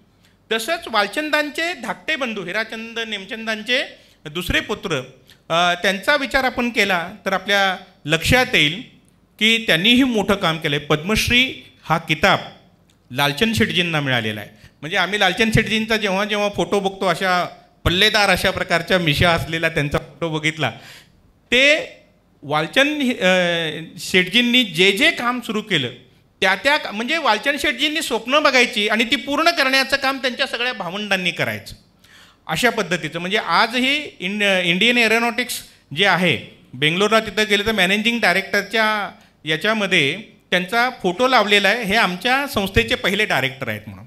रावळगावला साखर कारखाना सुरू करणं, रावळगावची टॉफी वगैरे आपण जी बघतो ते वालचंद नगर हे आपल्या बंधूंच्या नावाने त्यांनी सुरू केलेलं. हिराचंद नेमचंद यांनी अहिल्याक पन्नालाल दिगंबर जैन पाठशाळा जी आपल्याकडे आहे, वालचंद शिक्षण समूह वगैरे आपण जे बघतोय ते सुरू करण्यामध्ये त्यांचं योगदान होतं. म्हणजे जैन पाठशाळा सुरुवातीला 1885ला म्हणजे जेव्हा राष्ट्रीय काँग्रेसची स्थापना होते त्या काळामध्ये त्यांनी सुरू केलेलं होतं. म्हणजे हे एक अतिशय मोठं व्यक्तिमत्व आहे. पद्मश्री हा किताब लालचंदांना मिळाला आणि त्यांच्या कन्या शरयू दफ्तरी यांना देखील पद्मश्री मिळाला. म्हणजे वडील आणि कन्या या दोघांना पद्मश्री मिळाला. अशी सोलापुरातील ही जोडी आहे. सोलापूर त्यांचं मूळ गाव आहे. या गोष्टीचा निश्चित आपल्याला अभिमान असला पाहिजे. आणि आणखी एक व्यक्तिमत्व या निमित्ताने मी थोडंसं हे करून सांगतो. म्हणजे पंडिता सुमतीबाई शहा ज्यांना पद्मश्री किताब मिळाला. स्त्री शिक्षणाचं काम अत्यंत अवघड असलेल्या काळामध्ये आजन्म ब्रह्मचर्य व्रत त्यांनी स्वीकारलं. सोलापुरातील स्वातंत्र्य चळवळीमध्ये त्या सहभागी झाल्या. अंत्रोळीकर, कृ. भी. अंत्रोळीकर जे आपले सोलापुरातील स्वातंत्र्य संग्रामातील एक मोठे नेते होते, त्यांच्या पत्नीच्या बरोबर 1930च्या आंदोलनामध्ये त्यांनी मोर्चा काढलेला होता. त्यानंतरच्या काळामध्ये त्यांना लक्षात आलं की आपण स्वातंत्र्य चळवळीमध्ये फारसं जाऊन चालणार नाही, आपण सुरू केलेल्या शैक्षणिक कामाला त्याच्यामुळे खीळ बसू शकते. म्हणजे परित्यक्तांच्यासाठी म्हणून वसतिगृह सुरू करणं असेल, विधवांच्यासाठी करणं असेल, किंवा अनेक मुली ज्या सोलापूरमध्ये येऊन शिक्षण घेऊ इच्छित आहेत, नोकरी करू इच्छित आहेत आणि त्यांच्या राहण्याची व्यवस्था नाही आहे, अशा सगळ्यांच्या करता म्हणून त्यांनी काम केलं. आणि त्यांनी लिहिलेली जी ग्रंथसंपदा आहे, जैन धर्माचं तत्त्वज्ञान त्यांनी जे मांडलेलं आहे त्यासंबंधीचे त्यांचे जे ग्रंथ आहेत ते बघितल्यानंतर आपल्या लक्षात येतं की प्रचंड मोठं काम हे त्यांनी या क्षेत्रामध्ये केलेलं आहे. आणि म्हणून त्या देखील सोलापूरचं एक अतिशय मोठं अशा प्रकारचं भूषण होत्या. स्वातंत्र्य चळवळीतील स्वातंत्र्य सैनिका ते पद्मश्रीपर्यंतचा त्यांचा जो प्रवास आहे, म्हणजे सोलापूरच्या शिक्षण मंडळाच्या अध्यक्षा म्हणून त्यांनी जे केलेलं काम आहे ते खूप मोठं अशा प्रकारचं काम आहे. शिक्षणाच्या क्षेत्रात आणखी एक व्यक्तिमत्व थोडं उपेक्षित राहते असं मला वाटतं जिल्ह्यामध्ये, ते म्हणजे मामासाहेब जगदाळे. खरं त्यांचं खरंच काम काय होतं हे सांगण्यासारखं आहे मला वाटतं. म्हणजे बऱ्याच लोकांना माहीतसुद्धा नाही की मामासाहेब जगदाळेंनी काय काय प्रयत्न केलेत ते सांगायला हरकत नाही. मामासाहेब जगदाळेंच्या बाबतीमध्ये मला स्वतःला खरं तर थोडासा एक विनोदाचा भाग म्हणा, किंवा मी जेव्हा जेव्हा विद्यापीठाच्या काही कामाच्या निमित्ताने बार्शीला जायचो तेव्हा मामासाहेबांचा फोटो बघायचो. आणि मामासाहेबांचा फोटो आजही तुम्ही कोणी बघितलात तर बऱ्यापैकी अमरीशपुरीसारखा दिसणारा त्यांचा चेहरा आहे. आणि मला खूप कुतूहल वाटायचं की बार्शीसारख्या ठिकाणी त्यांनी काय असं काम केलेलं आहे. आणि माझ्या सासूबाई त्या महाविद्यालयाच्या विद्यार्थिनी होत्या, त्या आम्हाला कधी बोलता बोलता सांगायच्या की किती ते कडक होते. म्हणजे त्या काळामध्ये मुलीने आपल्या डोक्यावरचा पत्र देखील खाली येऊ द्यायचा नाही, म्हणजे मुलींचं शिक्षण झालं पाहिजे. परंतु कुठल्याही कारणाने मुलींचं शिक्षण बंदही होता कामा नये. आणि आपल्याला माहिती आहे की तो सगळा काळ जर विचारात घेतला, स्वातंत्र्यपूर्व काळ, तर त्या काळामध्ये मुलींचं शिक्षण होणंच अवघड अशा प्रकारची गोष्ट होती. आणि अशा काळामध्ये त्यांनी ते घडवून आणलं. ते सहजपणे म्हणायचे मुलींना, पदर घसरतोय का डोक्यावरनं, खिळा मारू दे का खिळा, असं म्हणायचे ते. म्हणजे एक अतिशय सामान्य कुटुंबातून आलेला व्यक्ती आणि बार्शीला येतात. बार्शीला येऊन ते तिथे नगरपालिकेमध्ये नोकरी करायला लागतात. आणि नगरपालिकेमध्ये नोकरी करत असताना एक स्त्री जिचा नवरा नाही आहे आणि मुलाला घेऊन येते आणि म्हणते त्यांच्याकडे, शेतकरी कुटुंबातील आहे, आणि मामासाहेबांना म्हणते की मला या मुलाला, माझ्या मुलाला शिकवायचं आहे आणि तुम्ही याची काही सोय करू शकता का, वार लावून याला जेवायचं वगैरे तुम्ही बार्शीमध्ये करू शकाल का. तेव्हा मामासाहेबांचे खूप म्हणजे त्यांना अस्वस्थ वाटायला लागतं की अरे हा पोशिंदा आहे जगाचा खरं तर शेतकरी हा, आणि तो वार लावून जेवणार काय आता. आणि मग आपण असं केलं पाहिजे की अशी वेळ त्याच्यावर येता कामा नये शेतकऱ्यावर, शेतकऱ्याच्या पुत्रावर. आणि म्हणून त्यांनी वसतिगृह सुरू केलं, ते पहिलं वसतिगृह. आणि वसतिगृह सुरू करून हळूहळू त्या क्षेत्रामध्ये काम करत असताना त्यांनी अनेक शाळा काढल्या. बार्शी तालुका आणि उस्मानाबाद जिल्हा इतकं मोठं कार्यक्षेत्र त्यांचं, अनेक शाळांची सुरुवात त्यांनी केली, महाविद्यालयं सुरू केली आणि या विद्यार्थ्यांना शिकवलं. जसं आपल्याला माहीत आहे की कर्मवीर भाऊराव पाटील संपूर्ण देशाचं, महाराष्ट्राचं तर आहेच आहे दैवत, भूषण, आणि या कर्मवीर अण्णांनी जशी मुष्टीधान्य योजना सुरू केली, मूठ धान्य तुम्ही तुमच्या मुलांकरता द्या, तसं मामासाहेबांनी गावोगावी फिरून हे धान्य गोळा केलं. इतकंच नाही, मी तुमच्या मुलांना शिकवतोय असं म्हणून कर्मवीरांच्या आणि त्यांच्या चरित्रामध्ये खूप साम्य आहे. म्हणजे दोन चरित्र तुम्ही एकत्रित वाचलीत तर लक्षात येईल की जसं कर्मवीरांच्या अंगावर, म्हणजे अण्णांच्या अंगावर जसे मारेकरी पाठवले होते, तसे जगदाळे मामांच्या अंगावर देखील मारेकरी पाठवण्यात आलेले होते. आणि त्यावेळेला त्या मारेकऱ्यांना जेव्हा समजलं की अरे हा तर आपल्या गोरगरिबांची पोरं शिकवणारा माणूस आहे, आणि मग त्यांनी त्यांची माफी मागितली आणि सांगितलं की आमच्याकडून चूक झाली, आम्हाला माफ करा. जसं कर्मवीर अण्णांना दवाखान्यामध्ये असताना, म्हणजे पुणे विद्यापीठाच्या कुलगुरूंनी त्यांना डिलीट दिली दवाखान्यात येऊन, तसंच मामासाहेब जगदाळेंना सुद्धा दिलेली आहे. म्हणजे औरंगाबाद विद्यापीठाचे कुलगुरू तिथे आले आणि त्यांना डिलीट पदवी दिली. राहुरी विद्यापीठाने पण डिलीट दिली. इतका मोठा माणूस, परंतु आम्हाला काहीच माहीत नाही. आणि हे व्यक्तिमत्व संपूर्ण सोलापूर जिल्ह्याला समजायला पाहिजे. म्हणजे शंकरराव मोहिते पाटलांसारख्या व्यक्तींना शिक्षण क्षेत्रामध्ये काम करण्याची प्रेरणा जर कोणापासून मिळालेली असेल तर ती मामासाहेब जगदाळेंपासून. आणि मामासाहेब हे नाव कसं पडलं तेही मजेशीर आहे. मला माझ्या मित्रांनी एका सांगितलं की अहो मला माहीतच नव्हतं, मामासाहेब म्हणजे त्यांचं नावच आहे काय की असं मला वाटायचं. त्यांनी मुलांना शिकवताना आपल्या बहिणीची मुलं आणली. त्यांचे भाऊजी जे होते, बहिणीचे मिस्टर, ते वकील होते, त्यांना मुलं द्यायला तयार नव्हते, पण बहिणीने धाडस करून दिलं, ठीक आहे घेऊन जा माझी मुलं. आणि ही मुलं घेऊन ते वसतिगृहामध्ये आले. आणि वसतिगृहामध्ये आल्यानंतर ती मामाच, नात्यानेच मामा असल्या कारणाने मामा मामा म्हणायला लागले. आणि सगळेजणच मग त्यापुढे मामा म्हणायला लागले. आणि त्याच्यामुळे ते मामासाहेब झाले सगळ्या बार्शीचे आणि सोलापूर जिल्ह्याचे देखील. हे तर उपेक्षित आलेलं व्यक्तिमत्व आहे, लोकांना खूप माहीत असलेलं एक चांगलं व्यक्तिमत्व आहे. कारण आपण उद्योग, व्यापार, स्वातंत्र्य चळवळ असे सगळे विषय घेतो आहे. सहकार क्षेत्र राहिले पाहिजे. आणि सहकार क्षेत्रामध्ये खरोखर सोलापूरचं नाव कोणी मोठं केलं असेल तर ते शंकरराव मोहिते पाटील यांनी. शंकरराव मोहिते पाटील हे खऱ्या अर्थानं ग्रासरूटचे कार्यकर्ते होते. लोक म्हणतात ना तळागाळातले कार्यकर्ते. आणि आता सगळ्या राजकीय पक्षांना हाच प्रॉब्लेम आहे, नेते खूप आहेत, कार्यकर्तेच नाहीत. परंतु एक कार्यकर्ता म्हणून मोहिते पाटील कसं काम करत होते ह्याची जरा माहिती आपण छान इंटरेस्टिंग वाटेल ते ऐकूया. शंकरराव मोहिते पाटलांनी अकलूज परिसरामध्ये दुग्ध व्यवसाय वाढावा म्हणून संकरित गायींचे पालन करण्यास सुरुवात केली. तो काळ अगदी जुन्या विचारांचा होता. संकरित गायी वापरण्यास शेतकरी तयारच नव्हते, परंतु शंकरराव मात्र त्यासाठी भरपूर आग्रही होते. त्यांनी बंगळूरवरून 8 संकरित गायी विकत आणल्या. त्यांचे व्यवस्थित पालन पोषण केले. त्यामुळे त्यांच्या गायी 10 ते 12 लिटर दूध द्यायला लागल्या होत्या. त्यामुळे ते लोकांना संकरित गायी पाळण्याचा सल्ला देऊ लागले. आपल्याकडची संकरित गाय 10 ते 12 लिटर दूध देते असे ते सांगत असत, परंतु लोकांचा त्यावर विश्वासच नव्हता. त्यावर त्यांनी एक तोडगा काढला. ते टेम्पोमध्ये आपल्या जवळच्या जर्सी गायी घेऊन जायचे. लोकांसमोर त्याची धार काढून दाखवायचे. लोकांना त्यांच्या संकरित गायी 10-10 लिटर दूध देतात हे प्रत्यक्ष बघायला मिळायचं. मग त्यांचा त्यावर विश्वास बसणार नाही असे कसे होईल, नाही का? त्यावर शंकरराव मोहिते पाटील मग शेतकऱ्यांना दुधाचा हिशोब पटवून द्यायचे. संकरित गायीचा व्यवसाय लोकांच्या गळी उतरवण्यासाठी ते आठवड्याच्या बाजारात सुद्धा जायचे. तिथे लोकांना एकत्रित करायचे आणि संकरित गायींचे अर्थकारण त्यांना समजावून सांगायचे. ते विचारत की तहसीलदाराचा पगार किती, डेप्युटी कलेक्टरचा पगार किती आणि कलेक्टरचा पगार किती. लोकांना ते काय माहीत नाही का? पण शंकरराव मोहिते पाटील एक संकरित गायी पाळणारा शेतकरी तहसीलदारा एवढा पगार मिळवू शकतो हा हिशोब घालून पटवून द्यायचे बरं का.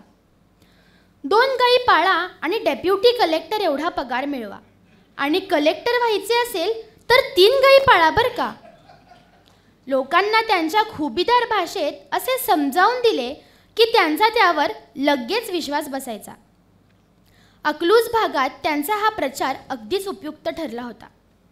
लोकांनी मोठ्या प्रमाणावर संकरित गायींचे पालन करायला सुरुवात केली होती. माळशिरस तालुक्यात त्यांच्या या प्रयत्नातून दुधाचे उत्पादन 100 पटीने वाढले. सुरुवातीला तालुक्यातून 5,000 लिटर दूध जमा व्हायला लागले होते आणि नंतर हा आकडा 1,00,000-2 लाख एवढा गेला. शेतकऱ्यांना त्यांच्या जीवनामध्ये त्यातून किती मोठे परिवर्तन झाले असेल याचा आपण अंदाजच करू शकत नाही. ऊस पिकवला तर साखर कारखान्याकडून वर्षातून एकदाच पैसा मिळतो, परंतु दुधाचा व्यवसाय केला तर 15 दिवसाला हातात पैसा येतो हो. संसारातल्या छोट्या मोठ्या अडचणी अगदी फटाफट सुटायला लागतात. हे अर्थकारण तर लोकांच्या खूपच चांगले लक्षात आले होते. त्यानंतर त्यांनी 1976 शिवामृत दूध उत्पादन सहकारी संस्था स्थापन केली. त्यांच्या माध्यमातून संकलित होणारे दूध मोठ्या शहरांमध्ये नेऊन विकून आपल्या भागात कायापालटच करून टाकला. त्यामुळे त्या परिसरातील शेतकरी सधन होण्यास खूप मोठी मदत झाली. कोणतेही परिवर्तन सहज शक्य होतच नाही. शंकरराव मोहिते पाटील यांसारखे कर्मनिष्ठ नेते जमिनीवर उतरून सातत्याने प्रयत्न करतात तेव्हा कुठे एवढी मोठी क्रांती झालेली आपल्याला दिसते. लोक त्यांना उगाच सहकार महर्षी म्हणत नाहीत बरं का, त्यामागे त्यांचे खूप मोठे कष्ट आहेत. हे तर कष्ट झाले दुधाच्या बाबतीतले, पण मुळात सहकाराच्या माध्यमातून सर्वांगीण विकास कसा घडवता येतो हे त्यांनी दाखवून दिलं. पण ही वाटचाल म्हणावं तेवढी सोपी नव्हती. एक साखर कारखाना काढणं हे किती अवघड होतं हे त्यांच्या चरित्रामध्ये लिहिलेलं आहे. सरांनी छान माहिती दिलेली आहे. सर, साखर कारखाना काढताना ते काय काय संघर्ष करत होते. आज अकलूज आणि परिसर अतिशय सुजलाम सुफलाम झालेला आपल्याला बघायला मिळतो. एकेकाळी माळशिरसच्या शिरावर कुसळही उगवत नव्हतं, अशी स्थिती असणारा माळशिरस तालुका हा सुजलाम सुफलाम झालेला दिसतोय तुम्हाला. त्याच्या पाठीमागे शंकरराव मोहिते पाटलांचे कष्ट आहेत.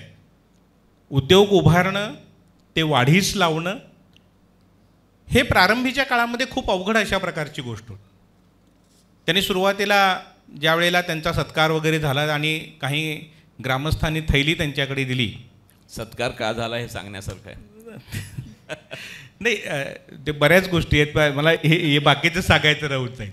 तर तो सत्कार झाला, थैली दिली आणि त्या थैली दिल्यानंतर मी मगाशी जसं आपल्याला म्हणालो की कर्मवीर जगदाळे मामांचा प्रभाव त्यांच्यावर होता आणि त्या प्रभावामुळे त्यांनी शिक्षण संस्था काढायचं ठरवलं आणि त्यांनी सांगितलं की एवढी रक्कम तुम्ही जमा केली आहे ना, मी माझ्याकडून एवढी रक्कम त्याच्यामध्ये घाल आणि शाळा सुरू करण्यासाठी लागणारी जमीन जी आहे ती मी माझ्या वतीने तुम्हाला देतो, परंतु मुलांना आपण शिकवलं पाहिजे. साखर कारखान्याच्या बाबतीमध्ये शेतकऱ्यांचा जर विकास व्हायचा असेल, त्यांना आर्थिक समृद्धी प्राप्त व्हायची असेल तर त्यांना नगदी पीक घेता आलं पाहिजे आणि नगदी पीक घेऊन नियमित अशा प्रकारचं उत्पन्न त्यांना प्राप्त व्हावं, यासाठी साखर कारखाना आपण काढावा असा विचार त्यांनी केला. आणि गावोगावी फिरून, जसं ते आठवडी बाजारामध्ये गायी घेऊन जायचे तसे गावोगावी फिरायचे आणि गावोगावी फिरून पैसेही गोळा करायचे, शेअर्स गोळा करायचे. लोक तयार व्हायचे नाही. सहकारी साखर कारखाना तो काय असतो, मग ते त्यांना सांगायचे, पटवून द्यायचे की तुम्ही गावामध्ये भंडारा करता की नाही. मग भंडारा करण्यासाठी एका माणसाच्या घरून आणलेलं धान्य असतं का, सगळ्या लोकांनी मिळून जमा केलेलं धान्य त्या काहिलीमध्ये आपण टाकतो आणि मग गाव जेवण देतो. त्याच पद्धतीने सगळ्यांनी थोडे थोडे पैसे त्याच्यामध्ये टाकायचे आणि हा साखर कारखाना उभा करायचा आणि आपण सगळे त्या कारखान्याचे मालक असणार. लोकांनी त्यांच्यावर विश्वास टाकला, पैसे द्यायला सुरू केले. 2.5 लाख रुपये जमले, लागणार होते 3 लाख रुपये. वरचे 50,000 रुपये काही जमायला तयार नाही. तेव्हा आपल्या पत्नीच्या अंगावरचे दागिने गहाण ठेवायला जेव्हा ते निघाले त्यावेळेला त्यांच्या जवळच्या कार्यकर्त्यांना जेव्हा समजलं तेव्हा त्यांनी सांगितलं की नाही नाही, तसं करू नका, आम्ही आमच्या जवळचे पैसे आणखी घालतो आणि आपण 3 लाख जमा करू. एखादी गोष्ट सुरू करणं किती अवघड असतं त्याचं एक अतिशय उत्तम अशा प्रकारचं हे उदाहरण आहे. कसे तरी 3 लाख गोळा केले. 3 लाख गोळा करून ते दिल्लीला गेले. म्हणाले आम्हाला साखर कारखाना काढायचा, त्याची परवानगी द्या. ते म्हणाले तुमच्या परिसरामध्ये 3 साखर कारखाने आहेत, चितळेंचा आहे, श्रीपूरचा आहे, आणखी एक आहे. असे 3 साखर कारखाने आहेत. तुम्हाला जर साखर कारखाना तिथे काढायचा असेल तर त्या सर्व साखर कारखानदारांची NOC आणावी लागेल, नो ऑब्जेक्शन हवा. आणि मग ते आणण्यासाठी ते इकडं आले. इकडे येऊन ते मिळेपर्यंत ते काही लगेच देणार नव्हते. खाजगी कारखाने होते, त्यांनी लवकर मान्यता दिली नाही, त्याच्याकरता वेळ गेला. शेवटी त्यांनी ती मान्यता मिळवली आणि ते पुन्हा दिल्लीला गेले. तोपर्यंत ती रक्कम 3 लाखाची 5 लाख झालेली होती. आता पुन्हा 2 लाख जमा करायचे. पुन्हा ते परत आले आणि फिरून पुन्हा 2 लाख जमा करायला लागले.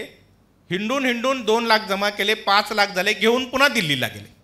आणि तिथे जाईपर्यंत शासनाचा नियम बदलला आणि त्यांनी सांगितले की सहकारी साखर कारखान्यांना आता मान्यता देणं बंद केलेलं आहे. ते परत आले आणि परत आल्यानंतर आता काय करायचा हा प्रश्न होता. खरं तर शंकरराव मोहिते पाटील हे शेतकरी कामगार पक्षाचे आमदार होते आणि मग त्यांनी मुख्यमंत्र्यांना म्हणजे यशवंतराव चव्हाणांना बोलावलं. यशवंतराव चव्हाणांना बोलवून त्यांचा मोठा सत्कार केला. यशवंतराव चव्हाणांना शंकररावांच्या ठिकाणी असलेली कार्यनिष्ठा, त्यांची ताकद, जनतेमध्ये असलेली त्यांची लोकप्रियता, काम करण्याची पद्धती, या सगळ्या गोष्टी माहीत होत्या. त्यांनी सांगितले की तुम्ही आमच्या पक्षात या. तुम्ही आमच्या पक्षात याल तर जेव्हा सहकारी साखर कारखान्यांना मंजुरी देण्यास सुरुवात होईल तेव्हा पहिला साखर कारखान्याची मंजुरी ही तुमची असेल.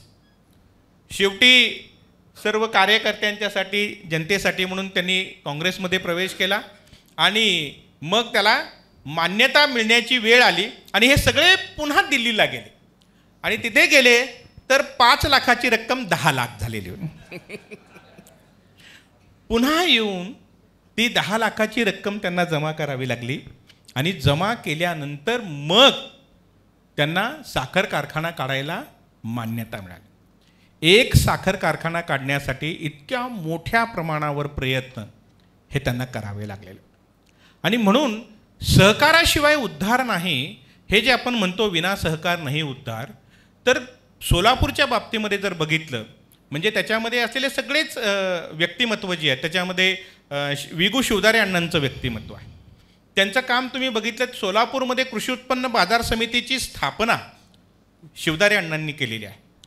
स्वामी समर्थ सूतगिरणी जी देशभरामध्ये त्यांनी अतिशय उत्कृष्ट पद्धतीने चालवून दाखवली, प्रथम क्रमांक मिळवून दाखवला सहकाराच्या माध्यमातून.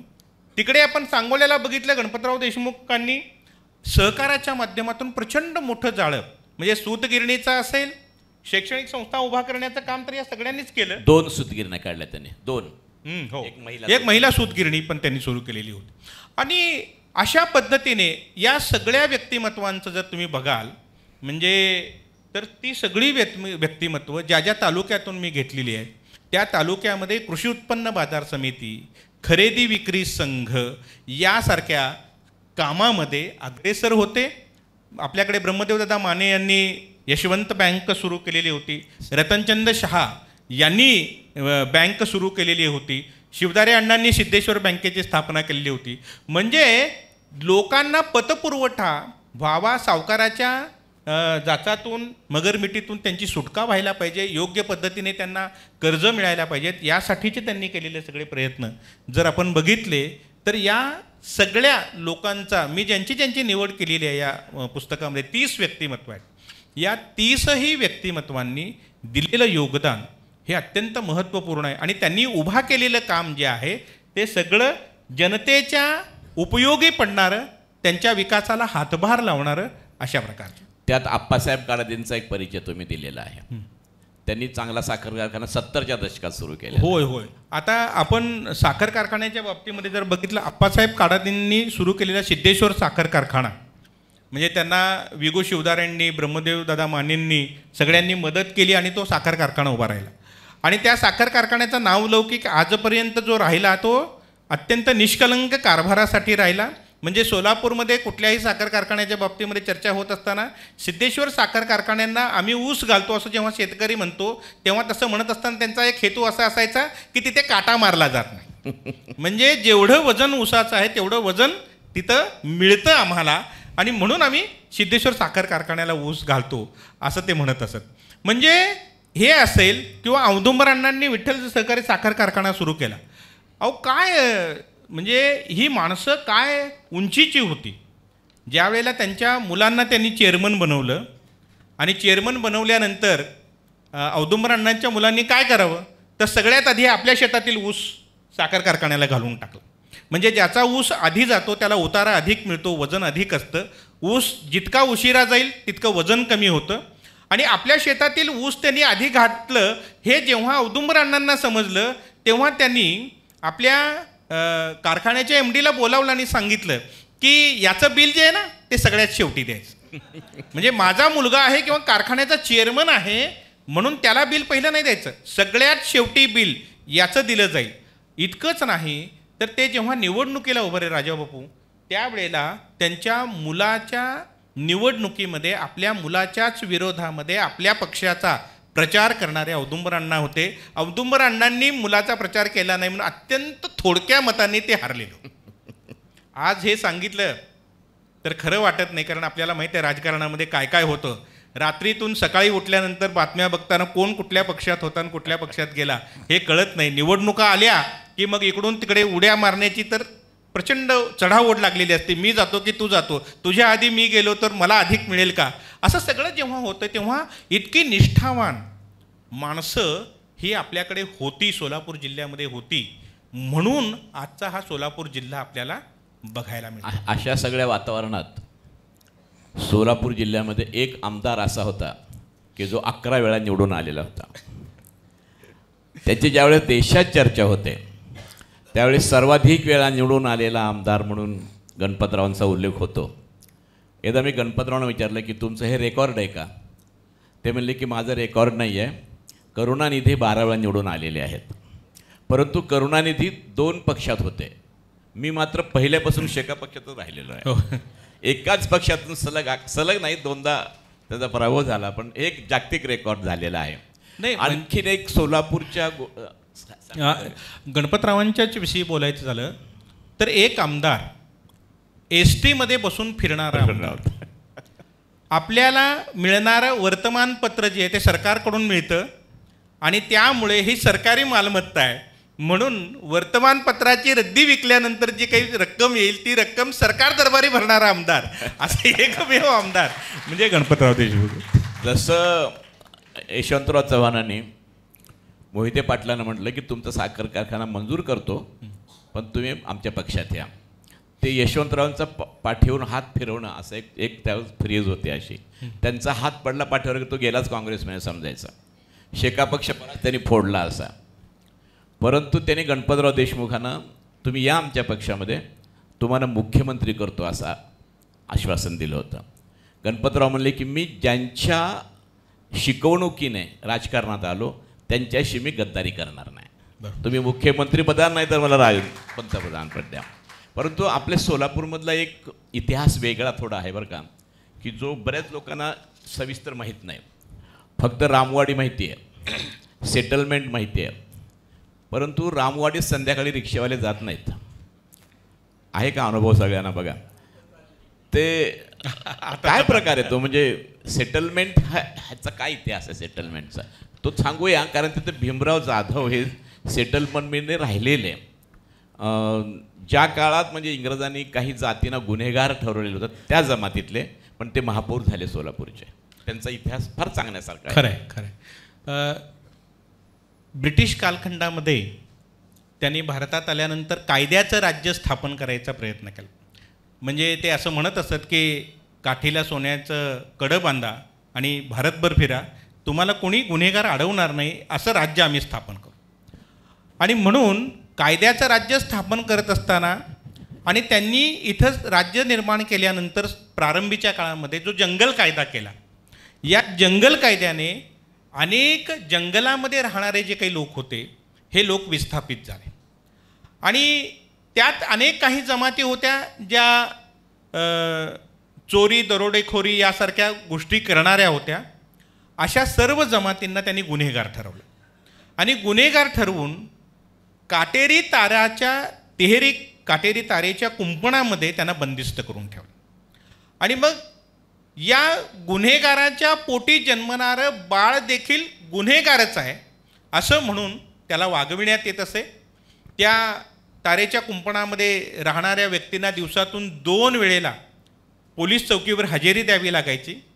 बाहेर कुठंही जायचं असेल तर त्यावेळेला त्यांना पोलीस चौकीला इथे खबर करावी लागायची आणि ती खबर करून जिथे तो गेलेला आहे तिथे जाऊन पोलीस चौकीला हजेरी द्यावी लागायची की मी तिथून इथं आलेलो आहे. आणि त्यामुळे अतिशय वाईट अशा प्रकारचं जीणं या गुन्हेगार घोषित केलेल्या जमातींना इथे भारतामध्ये सोसावं लागलेलं होतं. सोलापूरमध्ये देखील एक सेटलमेंट त्यांनी निर्माण केलेली होती. सुरुवातीच्या काळामध्ये ही सेटलमेंट जी आहे कल्याणपूर सेटलमेंट ही आजची जो जेल आहे आपला त्याच्या बाजूला तुरुंगाच्या बाजूला म्हणजे सोशल कॉलेज वगैरे जिथे आहे त्या भागामध्ये होतं. परंतु लोकसंख्या वाढत गेली आणि त्यानंतर ती मध्यवस्तीमध्ये असल्यामुळे लोकांच्या तक्रारी वगैरे खूप यायला लागल्यानंतर मोठी जागा घेऊन ती आज आपण सेटलमेंट म्हणून ज्याला ओळखतो तिथे उमेदपूर सेटलमेंट ही निर्माण करण्यात आली. या सेटलमेंटमध्ये शाळेमध्ये एक इन्स्पेक्टर म्हणून ज्या आलेल्या होत्या त्यांनी बळी नावाची कादंबरी लिहिली आणि ही बळी कादंबरी विभावरी शिरूरकरांनी जी लिहिली त्यांचं लग्नाआधीचं नाव बाळूताई खरे होतं. हां, तर त्यांनी ती लिहिली आणि मग लोकांना समजलं की असंही काहीतरी असतं. तोपर्यंत माहीत नाही. खरं तर या बाबतीमध्ये आपण जेव्हा बघतो त्यावेळेला शाहू महाराजांचा उल्लेख करणं मला स्वाभाविक वाटतं की शाहू महाराजांनी त्या काळामध्ये या गुन्हेगार मानलेल्या जमातींना 2 वेळेला पोलीस चौकीवर हजेरी द्यायचा जो नियम होता तो कायद्याने बंद केलेला होता. परंतु आपल्याकडे भारतभरामध्ये ते बंद व्हायला तारेच्या कुंपणातून त्यांना मुक्त व्हायला म्हणजे शाहू महाराजांच्या संस्थानामध्ये कोणते सेटलमेंट होते? शाहू महाराजांच्या संस्थानामध्ये पूर्वीच्या ज्या गोष्टी होत्या ना त्या सगळ्या त्यांनी बंद करून टाकल्या. पारधी असतील या ज्या सगळ्या जमाती होत्या. किती सेटलमेंट होते? कोल्हापूर संस्थानामध्ये सेटलमेंट फारसं नव्हते पण ते जमाती अशा ज्या होत्या. मुंबई प्रांतात किती होते? मुंबई प्रांतामध्ये खूप होत्या आणि त्याच्यामध्ये विजापूरची आहे, हुबळीची आहे, बारामतीची आहे, मुंडवाची आहे. मग त्या सेटलमेंटमध्ये राहणारे जे लोक होते त्यांना कायद्याने गुन्हेगार ठरवलेलं होतं. हो. भीमराव जाधव हे त्यातून कसे पुढे आलेले? भीमराव जाधवांचे वडील प्रामुख्याने या गुन्हेगारी प्रवृत्तीपासून दूर राहणारे अशा वारकरी संप्रदायाचे होते. का आपलं गिरणीमध्ये काम करायचं, सुट्टीच्या दिवशी डोक्यावर तेलाचा डबा घ्यायचा, गावामध्ये तेल विकायचं, असं करणारे अशा पद्धतीचे. त्यांना आपला मुलगा शिकावा असं वाटत होतं. त्यांनी आपल्या मुलाला शिक्षण दिलं आणि शिक्षण देऊन त्यांना खरं तर भीमराव जाधव गुरुजींनी ज्या वेळेला सेवाश्रमामध्ये ते गेले तिथे त्यांनी काही काळ घालवला आणि गांधीजींच्या विचारांचा मोठा प्रभाव हा त्यांच्यावर पडला आणि त्या सगळ्याचा परिणाम म्हणून इथे आल्यानंतर त्यांनी सुरुवातीला तिथे असलेल्या शाळेमध्येच शिक्षक म्हणून नोकरी करायला सुरुवात केली. नंतर गावामध्ये अनेक ठिकाणी त्या नोकऱ्या करता करता सतत बदल्या व्हायला लागल्या आणि आपल्या जमातीमध्ये जे आपल्याला काम करायचं त्यांच्यामध्ये सुधारणा व्हाव्या म्हणून ते आपल्याला करता येत नाही म्हणून त्यांनी नोकरी सोडली. सोलापूरमध्ये अशा 3 गुरुजींनी खूप मोठं काम केलेलं आहे. एक भीमराव जाधव गुरुजी ज्यांनी भारतातील पहिली आश्रमशाळा काढली. म्हणजे आश्रमशाळा पहिली ही भारतामध्ये जर कोणी काढलेली असेल तर भीमराव जाधव गुरुजींनी काढले. त्यानंतर चंद्राम चव्हाण गुरुजी त्यांनी शिक्षणाच्या क्षेत्रामध्ये मोठं काम नेहरूनगरच्या बाबतीमध्ये आणि त्यातही लमाण समाजाच्या बाबतीमध्ये मोठं केलेलं आहे. आणि तिसरे गुरुजी म्हणजे कमळे गुरुजी यांनी मोठं काम केलेलं आहे. दक्षिण सोलापूर तालुक्यामध्ये त्यांनी मोठं काम केलं. AR अंतोलेंच्या मंत्रिमंडळामध्ये ते मंत्री देखील होते. आणि अशा पद्धतीने या 3 गुरुजींनी केलेलं काम खूप महत्त्वपूर्ण अशा प्रकारचं आहे. आपण ते समूळ वाचायला पाहिजे खरं तर. आणि म्हणून या सगळ्या गोष्टीत आणखी 1-2 व्यक्तिमत्वांचा मी थोडक्यात इथे उल्लेख करू इच्छितो. खरं तर सरांनी जसं सेटलमेंटचं सांगितलं, सेटलमेंटच्या मुक्तीकरिता जे प्रयत्न झाले त्या प्रयत्नामध्ये भीमराव जाधव गुरुजींना जर कुणी मदत केलेली असेल तर ती मदत कर्मवीर भाऊराव पाटलांनी केलेली. म्हणून भीमराव जाधव गुरुजी ज्या वेळेला महापौर होते आणि ते महापौर असताना सम्राट चौकामधील जो पुतळा आहे कर्मवीर भाऊराव पाटलांचा तो त्यांच्या काळामध्ये उभारला गेला. याचं अतिशय अभिमान गुरुजींना होता. त्यांना खूप अभिमान वाटायचा की माझ्या काळामध्ये तो पुतळा उभा आणि अण्णांनी मदत केली म्हणून आम्ही पंतप्रधानांना इथंपर्यंत आणू शकलो सोलापूरमध्ये आणू शकलो, आमच्या ज्या व्यथा आहेत, वेदना आहेत, त्या त्यांच्यापर्यंत पोहोचवू शकलो आणि ते पोहोचवून आम्हाला जे काही स्वातंत्र्य आहे ते या तारेच्या कुंपणातून आमच्या जमातींच्याकरता आम्ही मिळवू शकलो. जाधव गुरुजींनी प्रत्येक जमातीसाठी, म्हणजे इथे ज्या वेगवेगळ्या जमाती होत्या सोलापूरच्या सेटलमेंटमध्ये, त्या सगळ्या जमातीतील लोकांना ज्या राखीव जमिनी होत्या, राजाच्या शिकारी करताच्या असलेल्या जमिनी होत्या, अक्कलकोटच्या राजांच्या वगैरे, तिकडे इतर ठिकाणी कोल्हापूरच्या शाहू महाराजांच्या म्हणजे कोल्हापूरच्या राजाच्या जमिनी होत्या, या सगळ्या जमिनी मिळवून या सगळ्यांना गुन्हेगारी प्रवृत्तीपासून परावृत्त करून त्यांना जमीन कसायला त्यांनी लावली, शिक्षण घ्यायला लावलं. आणि म्हणून आता दत्ताजी जसं म्हणाले की आता नाही होत ते, हे आता नाही होत हा जो बदल झालेला आहे, हा बदल होण्याकरता भीमराव जाधव गुरुजींनी केलेले प्रयत्न अत्यंत महत्त्वपूर्ण आहेत. आणि त्यासाठी या देशातील गुन्हेगार मानलेल्या जमातीतील म्हणजे भटक्या विमुक्त जमातीतील पहिला महापौर जर कुठं बनलेला असेल तर तो सोलापूरमध्ये बनला, सेटलमेंटमधला. सेटलमेंट. आणि ते तारेचं कुंपण पंडित नेहरूंच्या हस्ते. हो, पंडित नेहरूंच्या हाती. म्हणजे पंडित नेहरू त्यासाठी आले होते. आले. आणि त्यांनी विचारलं की असं कसं काय कायदा आहे आपल्या देशामध्ये. त्यामुळे ते लोक चोऱ्या करत होते असा ब्रिटिशांचा आरोप होता आणि ते किस्सा वगैरे मारण्यात फार वाकबगार असतात असं त्यांना कोणतरी सांगत होतं. तर ते पंडित नेहरू असं बोलत कारपासून व्यासपीठापर्यंत आले, त्यांचंच पाकिट मारलं गेलेला होता. असा एक किस्सा सांगतात जुन्या काळामध्ये. भीमराव जाधव गुरुजींनी हा कायदा रद्द करायचा प्रयत्न केला, त्यासाठी आंदोलन केलं. तरीसुद्धा 1995 पर्यंत या जमातींच्या मागं माजी गुन्हेगार जमाती असं लिहिलेलं असायचं. ते माजी गुन्हेगार हे जे पद होतं ते गोपीनाथ मुंडेंनी काढायला लावलेले 95 साली, की हे आता चालणार नाही म्हणून. तर आपण आता सोलापूरचं सगळं बघितल्यानंतर तुम्ही सुद्धा, मी पुस्तक वाचल्यानंतर चक्रावून गेलो तसं तुम्ही गेला असाल की एवढा सोलापूरचा इतिहास आहे हे आपल्याला माहीत नाही. हा सगळा इतिहास संपलेला नाही, हे पहिला भाग आहे. त्यामध्ये आप्पासाहेब वारदांपासून ब्रह्मदेव मानेपर्यंत आलेला आहे. दुसरा भाग सर लवकरच लिहिणार आहेत. आजच्या चर्चेतून सगळी माहिती मिळू शकली नाही तुम्हाला, तुमची उत्सुकता फक्त आम्ही ताणलेली आहे. आता वाचलं पाहिजे असं तुम्हाला वाचत असेल तर खाली पुस्तक आहे, ते पुस्तक विकत घेऊन जरूर वाचा. तुम्ही ही चर्चा सगळी शांतपणे ऐकली आणि बरीच माहिती आम्ही तुमच्यापर्यंत पोहोचवू शकलो असं मला वाटतं. तुम्ही दिलेल्या सहकार्याबद्दल सर्वांचे धन्यवाद. आणखी एक मला थोडंसं बोलायचं म्हणजे याच्यातील आणखी एक 2-4 व्यक्तिमत्व आहेत. मी फारसं बोलणार नाही, 2 मिनटामध्ये संपवून. कॉम्रेड व्यंकप्पा मडूर आणि त्याबरोबरच किल्लेदार आबासाहेब किल्लेदार, ही दोन्ही कामगार चळवळीतून म्हणजे गिरणीतील कामगार असलेली माणसं ही आमदार पदापर्यंत केली. आणि किल्लेदार 2 वेळेला सोलापूरचे महापौर होते. त्यानंतर आणखी एक व्यक्तिमत्व ज्याच्यामध्ये प्रामुख्याने हाजी हजरत खान यांचं नाव आहे. ते सोलापुरातून विधिमंडळाचे सदस्य होते. सोलापूरमधील पार्क चौकातील जी मशीद आहे ती हाजी हजरत खान मशीद म्हणून ओळखली जाते. कामगारांच्याकरता त्यांनी चाळी बांधलेल्या होत्या. सोलापूरमधील रेल्वे स्टेशनच्या पुढे असणारं पोस्ट ऑफिस, सिव्हिलची जुनी इमारत, लक्ष्मी विष्णू गिरणीची इमारत, म्हणजे फारसं शिक्षण न झालेला लक्ष्मी विष्णूचं बांधकाम चालू असताना माती वाहणारा एक तरुण, ते आणि आता जो पूल पाडला जाणार आहे मरियाई चौकातला तो, हे सर्व बांधकाम हे हाजी हजरत खान यांनी केलेलं होतं. त्यानंतर जीवप्पा ऐदाळे हे एक मोठं व्यक्तिमत्व आहे.